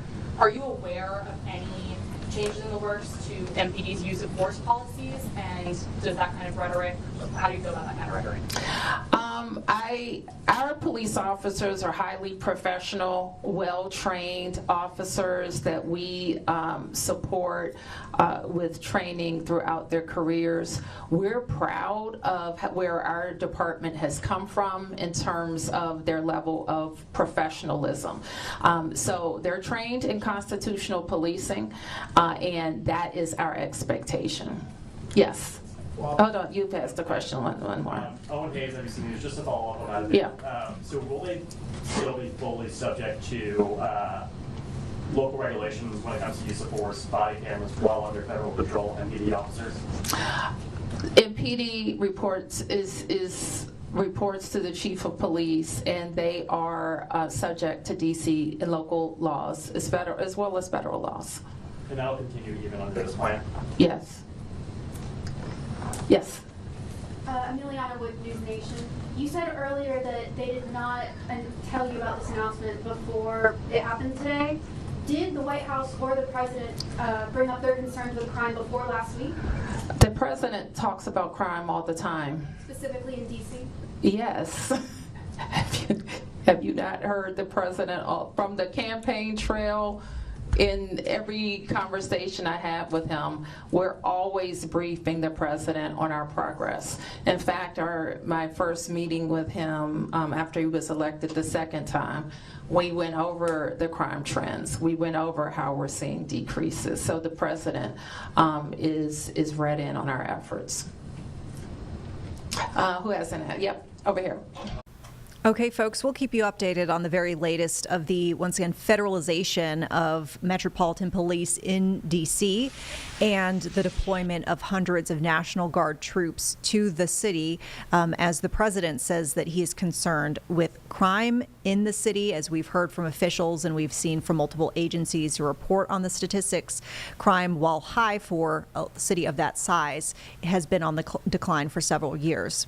We're turning now here to another topic on Live Impact News, because we like to check in every single day here with Panthers as we look ahead very anxiously to the start of the season. We've got our Nick Carboni here joining us. Sports Director Carboni is going to give us an update on the training camp situation today. Obviously coming off of a game that the Panthers didn't win, but we saw some bright spots. Yeah, final score 30-10 against the Browns. I put some stock into that, but that's more stock on the depth, the defensive backups, and reserves. But the most important thing was how Bryce Young looked, and how Bryce Young looked was how Bryce Young looked in Atlanta to close last season. Had the first drive stymied by a sack. They had a backup guard in there that let some pressure through, so they had to punt. The next drive, he had several great throws all over the field, and that drive ends with a touchdown in a typical Bryce fashion. He gets flushed by some pressure. He rolls out. He keeps his eyes downfield. His receivers stay in touch with him as he's scrambling, and he finds Jalen Coker for a touchdown. Really kind of what had become vintage Bryce in the last 8 games or so last year. We saw that, and we will continue to see hopefully that this week, because remember last season he didn't go into that 3rd preseason game. Well, now he's got 2 series under his belt in preseason game number 1, and that was after a joint practice, and after another joint practice this week at Houston, he could have up to 3 series on the field against the Texans down there. So he's getting a lot of work. He's getting a lot of chances to assimilate with new pieces on the offense, as well as some of the players that are back, and so far so good, but it is just preseason game number 1. Yeah. Well, and I mean, we've talked a lot about the fact that it does seem like they're trying to assemble pieces around him, as you've alluded to. What can you tell us about, the wide receiver discussions? That continues to be the most intriguing storyline this training camp, because you've got all of these players who could theoretically make this team or most teams in the NFL. You bring back Adam Thielen for a 3rd season in Carolina. He's been their best receiver over those couple of years. You draft Tatairo McMillan, 2nd straight year with the number 1 drafted wide receiver, Xavier Legette, last year. You bring back Jalen Coker, undrafted rookie from last season, who was the 2nd leading receiver on the team. You draft Jimmy Horn in the 6th round, really potential pack player out of Colorado. You bring in Hunter Renfrow, who we couldn't stop talking about the first week and a half of camp, sat out about a week or so with a hamstring injury, but was back today. So he's there to still try and reclaim his spot on the 53-man roster. David Moore last year was a guy that Bryce Young relied upon heavily. So you've got a lot of intriguing pieces in a room that's probably going to carry 6 wide receivers. But I will say the kind of headline the last week or so is Jalen Coker. He had the touchdown for Bryce Young. He looks physically even more impressive than he did his rookie season. Clearly did a lot of work on his body and his physique and his strength and speed this offseason. And he's really popped the last week or so of training camp and gone from, I don't know if he was ever necessarily on the roster bubble, but now it just seems like a foregone conclusion that he is going to be on the 53-man roster. When head coach Dave Canales was asked about it today after practice, he said, look, and it was basically a way of saying, we don't care where you were drafted, what school you played at, or if you're undrafted from Holy Cross like Coker is.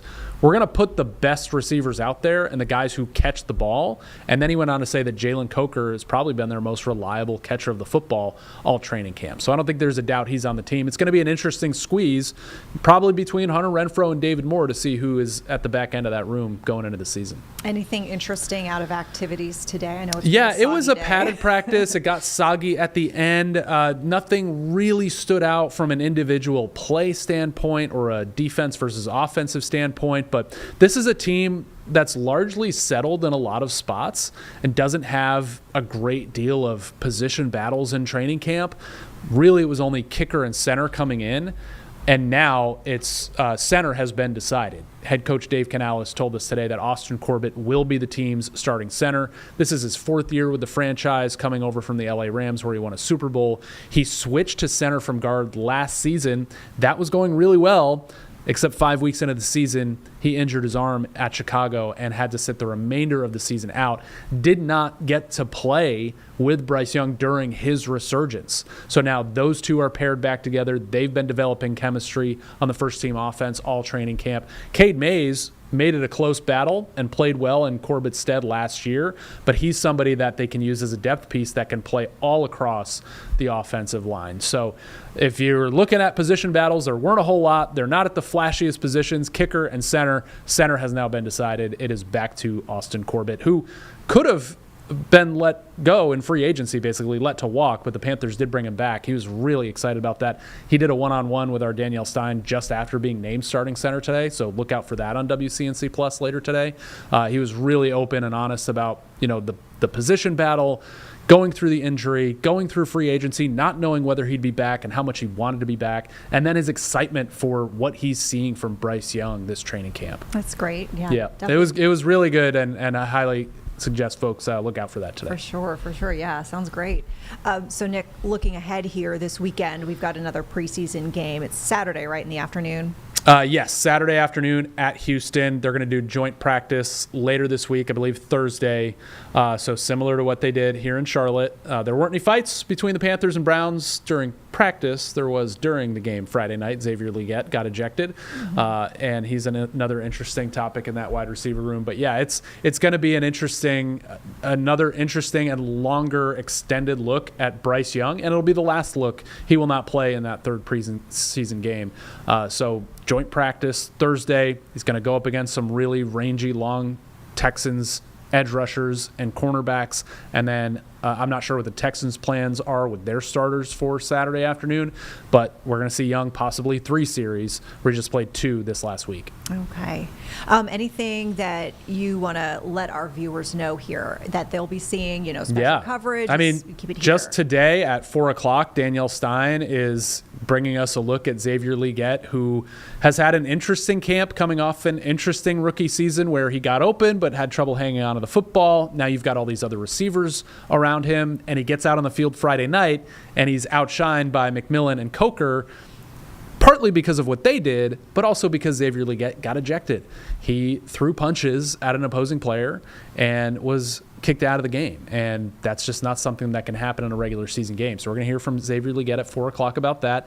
At 5 o'clock, we're going to dive more into this Jalen Coker craze. He is a fan favorite. He may be about 4th on the depth chart, but he's number 1 in fans' hearts right now. And Dave Canales had some really strong words about how well Coker is doing, especially lately. So that's at 5. Our partners at Locked On Panthers have you covered at 5:30, talking all about the receiver room, the offensive line, injury issues that they've had a little bit here lately, and just what more we can expect from Bryce Young this Friday night, and then Saturday afternoon, and then Danielle Stein's one-on-one with Austin Corbett at 6 o'clock. Awesome. All right. Nick Carboni, thank you so much. You got it. And of course, folks, tune in for the coverage that Nick just teased us with throughout the rest of the evening here on WCNC Plus. All right, with that, we're going to turn to an update on a breaking story that we brought you earlier this hour. This was that crash on I-85 southbound, just on the other side of the state line with North Carolina and South Carolina. Looks like we are starting to get some pretty good clearing with the scene, but as you can see with this live look, it is not a fully cleared scene.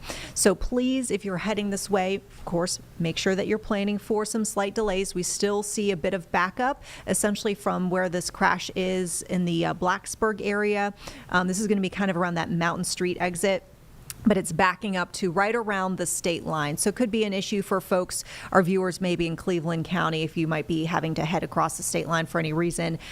Bit of a pop of red that we're seeing on those traffic maps in the area. The other issue that we've pointed out before, and we'll just remind you again, the fact that you do still have folks who are either with those disabled vehicles that are still remaining on the side of the roadway.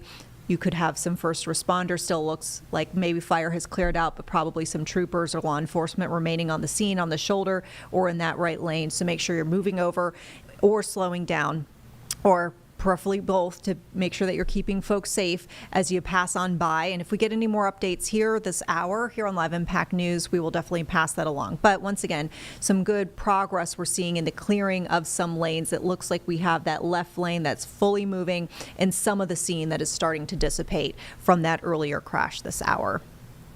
Let's turn over to a discussion that we are seeing about teacher pay for our area, because we know that's a hot topic always, but also just the fact that we are seeing, of course, back to school about to get underway for our North Carolina counties. Our Ben Thompson spoke with the superintendent in Cabarrus County, John Kopicki, who is saying that he is urging state lawmakers to increase teacher salaries, saying that North Carolina's low national ranking for educator pay is making it difficult to fill positions ahead of the new school year. Let's listen in. I don't have to tell you This is a dynamic district that is booming in population. You've got at this point some aging infrastructure. You also have got tight budgets. What is your biggest challenge? Yeah, I think the challenge are some of those things you've mentioned. Growth is a challenge. We're a growing district. Being close to the Charlotte-Mecklenburg area causes us some stress points in terms of the growth that happens. A lot of people move to Cabarrus County because it's such a good school system. They have the benefits of a great city being next to them, which is a fast-growing area. So the growth is always a concern. Keeping up with the building projects. Currently, we have 3 building projects going on. We have a brand new Mary Frances Wall preschool being built. We have a brand new Coltrane Elementary School being built. We have an opportunity school and alternative school being built in our system. We have about $10 million worth of building projects that are going to be coming online in the next year. So we have to continue to keep up with those projects, be nimble, be very adaptive, and make sure that our projections and our forecast is right as that happens with the growth and some of those things that are happening. Funds are always tight. That's just the nature of the beast and what we do. I think in any organization, you're always looking at your fiscal responsibilities. But I can say to you locally, we've been strongly supported. Our local county government passed one of the largest increases in the history of Cabarrus County this year. So they're very supportive of us. Federally speaking, it's something you always keep an eye on, whether there are cuts, whether there are different grants out there. We always want to keep a close eye on that. Right now, today, we haven't been impacted by that. We are funded to what we thought we would be. In the state, it's an ongoing budget battle with them that you're always working with them and your legislature to make sure that you're appropriately funded. Yeah. I know going into summer there was like a $11 million shortfall, but things have gotten better since then. Bring us up to speed. Yeah, we've rectified our shortfall. We had a balanced budget. We closed out our budget season June 30th, rectifying that shortfall, and we're looking forward this year to continue to have a balanced budget and avoid any of those pitfalls that may occur. You said that you're always working with the state. You also talked about tight budgets. And state lawmakers have given a lot more money to opportunity scholarships and vouchers. Sure. How does that impact your bottom line? Well, there's only so much money, right? So I think that any time you take any money out of one system and give it to another, it's going to impact you. I support public education. That's why I'm here. I support Cabarrus County schools. I would ask our state legislators to come to events like this, to come to our schools, to walk in our county and see what's going on in our public school system. We have great educators, we have great parents, we have a great community, we have great kids. Just for some reference, folks, on what we're seeing in the 3 box, of course, we'll continue to listen to the interview with the superintendent of schools in Cabarrus County. But we've got for you, top right quarter, a briefing that's probably just a few moments away out of Pennsylvania regarding that plant explosion, which unfortunately took the life of 1 person and injured dozens of others. 2 folks remain unaccounted for. We're about to hear from officials. We'll bring that to you as soon as it comes live. The other shot that we could see, bottom right corner, we're getting some brand new images out of Volusia County, Florida. So this is kind of around the Orlando area. You can see a small plane involved with this crash. It almost appears to be in the water and turned upside down. This is the Ponce Inlet area, specifically in Volusia County. 1 person on board. Fortunately, they are uninjured. We're waiting more updates, awaiting more updates from the crew on the way to that scene, so bear with us as we get more detail. We'll pass that along. Once again, we'll listen in full, though, with Superintendent of Cabarrus County Schools, Dr. Kopicki. The science areas are tough areas to fill. But again, I harken back to you have to put some of the incentives out there to make teachers get into the profession, and it does start with the salary.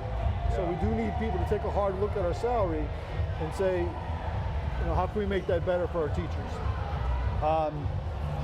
And what about what staff? When you say you're like you're not at 100%, but we're hovering between 95 and 99% in different areas of the district. We're in good shape, but we're not at 100%. When it comes to the budget stuff, school lunch not affected this year, correct? No, sir. And you mentioned exceptional children. I know that's also, you had a lot of new students involved in that program in the last year. How can you meet the needs of those students considering budget constraints? Well, I think you have to be very strategic in where you deploy your resources. You have to work with your leaders in the EC department. That would be Angela Fitzwater and her staff. You have to work with your teachers. You have to be very cognizant of the numbers of kids you have coming into the system. And one of our challenges is because we're such a good school system and because we serve the special needs population so well and our teachers are so phenomenal, that people come here for that, to make sure that their kids are given the resources and the opportunities that they need to be successful. And Cabarrus County does an outstanding job of that. So it's a challenge on one hand, but it's a compliment on the other that they trust us to take care of their kids and provide the education that their students deserve. So I would say it's always being strategic in how you deploy the resources, working with the leaders of the department, and ultimately what it comes down to is having strong conversations with parents and teachers to make sure that you're delivering the services that all students need. Your start date is August 11th. You're one of those school districts that goes a little earlier than what state law does. Why is that important for you? Well, it aligns up well first off, it aligns up well with the early college system. It gives us a clean, neat break at the Christmas break where the semester ends, when students return back in January post-Christmas, that's a new semester for them. So it's a clean break for us. It lines up nice with our vacation time. It lines up nice for our academic programs. And what we've seen is academically our kids are performing better under this schedule than they were under the old schedule, which is really the key point we were trying to make from the get-go. Our student achievement has been significantly impacted, and it continues to be significantly impacted to the positive nature of the schedule. The schedule is helping that. Has the state said anything to you guys about it? The state keeps us aware that they're not in agreement with our start, but again, we've been fortunate we've been able to start early the last couple of years, and what we continue to ask for is flexibility. We're not saying change the law for everyone, but we're asking for flexibility across the state that we can kind of choose when we start and when we finish. It's worked best for our kids and our community. I was gonna say, what would your message be to state lawmakers then? Well, I would say have conversations with us and talk with us, and we can show you how it's impacted us in a positive nature and how it's helping our kids achieve higher rates of success, and how it's impacted our attendance rate is up, our graduation rate is up, our test achievement scores are up. So we're seeing the impact of that schedule. And that's not the only thing, but it is one of the variables that we believe is impacting our higher student achievement and successes in Cabarrus County. How is AI impacting not only your jobs, but also what you're teaching? Yeah, I think you have to be very nimble when you're dealing with technology and the social media things that are out there. AI is presenting its own challenges. It's new, it's fresh. It's something that's real and present in our school system. So for us, what we do is we offer a lot of professional development. We work with our technology department to make sure that our teachers are fully aware of how to best use AI. We try and educate our students as to how to best use AI. It's not going away, it's here. So we don't avoid it, we embrace it, but we're trying to embrace the positives of it and what it brings to the classroom that helps our kids achieve at a high level. And we just continue to offer professional development and have good, strong, collaborative conversations with our teachers and our community so that we're all on the same page and helping our students achieve. What are you most excited about for the school year? I'm most excited about seeing our teachers today. When you see this enthusiasm, this excitement coming in, it's a sign of things to come. But nothing beats the first day of school when you see the smiling faces of the kids coming in and you're reminded of your why and what you do every day and how you impact the children of our society in a positive way. And that's an inspirational thing. So I'm looking most forward to seeing our kids. Thrilled to see our teachers, but very excited to see our kids next week. Perfect. Doctor, thank you, sir. Thank you, Appreciate it. Appreciate it. Some pretty good timing, folks, here as that interview with the Cabarrus County School Superintendent just wrapped up, and just in time to have officials now heading to the podium there in Pennsylvania. As we mentioned, authorities are set to give us an update on that deadly explosion at the U.S. Clairton Coke Works plant. One person dead, multiple people injured, 2 unaccounted for. And we're hearing now from some of those officials. It looks like they're kind of getting set up and ready to speak. Are they doing a mic check, Jeb? Okay, we can go to it. From Allegheny County, including County Executive Sarah Morato and Lieutenant Governor Austin Davis. Take a couple quick questions at the end, but this is just an informational update, so I'm sure there'll be a lot of questions we can't get into at the time. For now, I'll bring Scott up to the podium. Thanks, everybody. Around 10:50 this morning, we did have an incident between our 13 and 14 batteries here at the Clairton Coke facility. One explosion. Obviously, this is an active scene and still an active investigation. Our employees did a great job. of making sure that we went in and rescued everybody that that was involved, safely shut down all of the gases and utilities, and the plant is stable. But as I said, it is still an active investigation.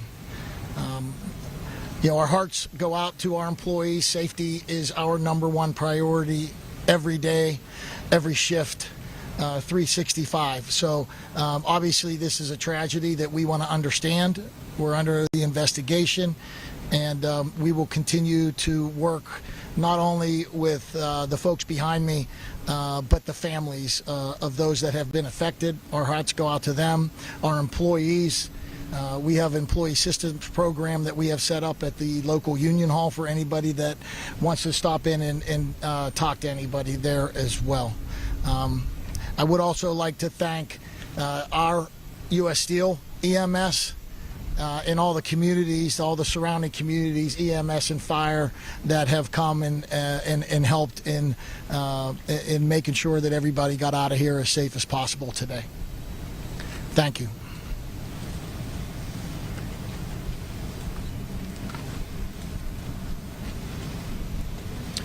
Good afternoon. I'm Matt Brown, Chief of the Allegheny County Department of Emergency Services. As Mr. Bacaizo had stated, about 10:50 was their initial response. Our first call to Allegheny County 911 was 10:51, so very quickly behind that.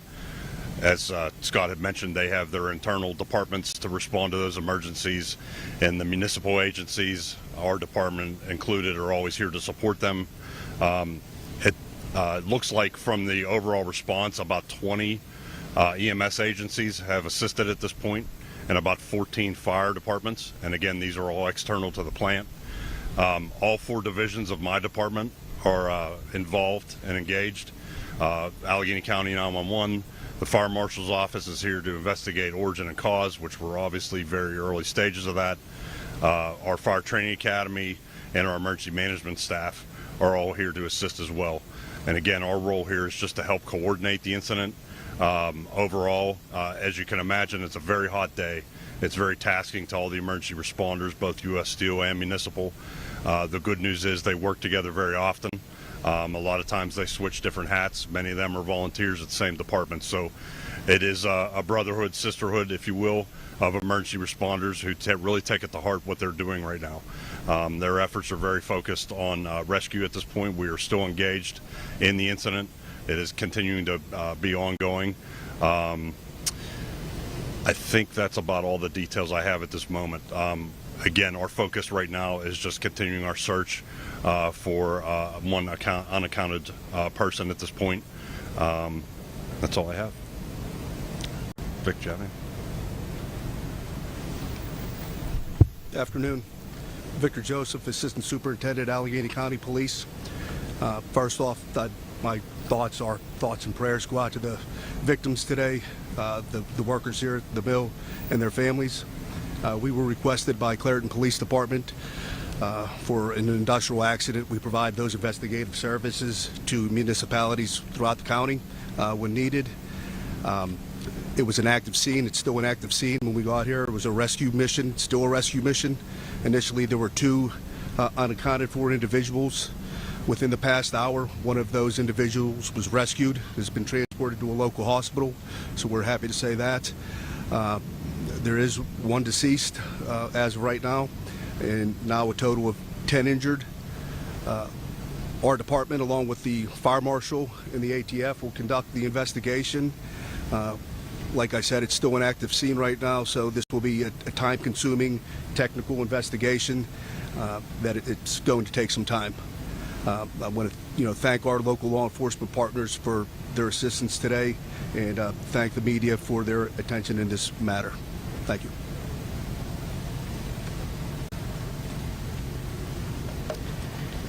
So I will echo the sentiment that our thoughts are with United Steelworkers District 10 members and all employees at U.S. Steel today, their families, and in the community of Clairton and the entire Mon Valley. I want to thank the first responders for their work and efforts today, and thank you to the leadership we have at the county through Allegheny County Emergency Services and the Allegheny County Police, who you heard from just a moment ago. working together with U.S. Steel and with their full cooperation and transparency, we aim to get to the bottom of the origin of what caused this explosion and prevent it from ever happening again. We also are deeply concerned about the community surrounding this facility. So I do want to touch on what Allegheny County Health Department issued earlier today. They are actively monitoring this explosion on site. And they are working in coordination with our emergency responders. And out of an abundance of caution, we advise residents within 1 mile of the plant to remain indoors, close all windows and doors, set HVAC systems to recirculate, and avoid activities that draw in outside air, such as exhaust fans. The Allegheny County Health Department air quality monitors have not detected a rise in PM 2.5 or sulfur dioxide above federal standards, and we will put out additional information as it becomes available to the public.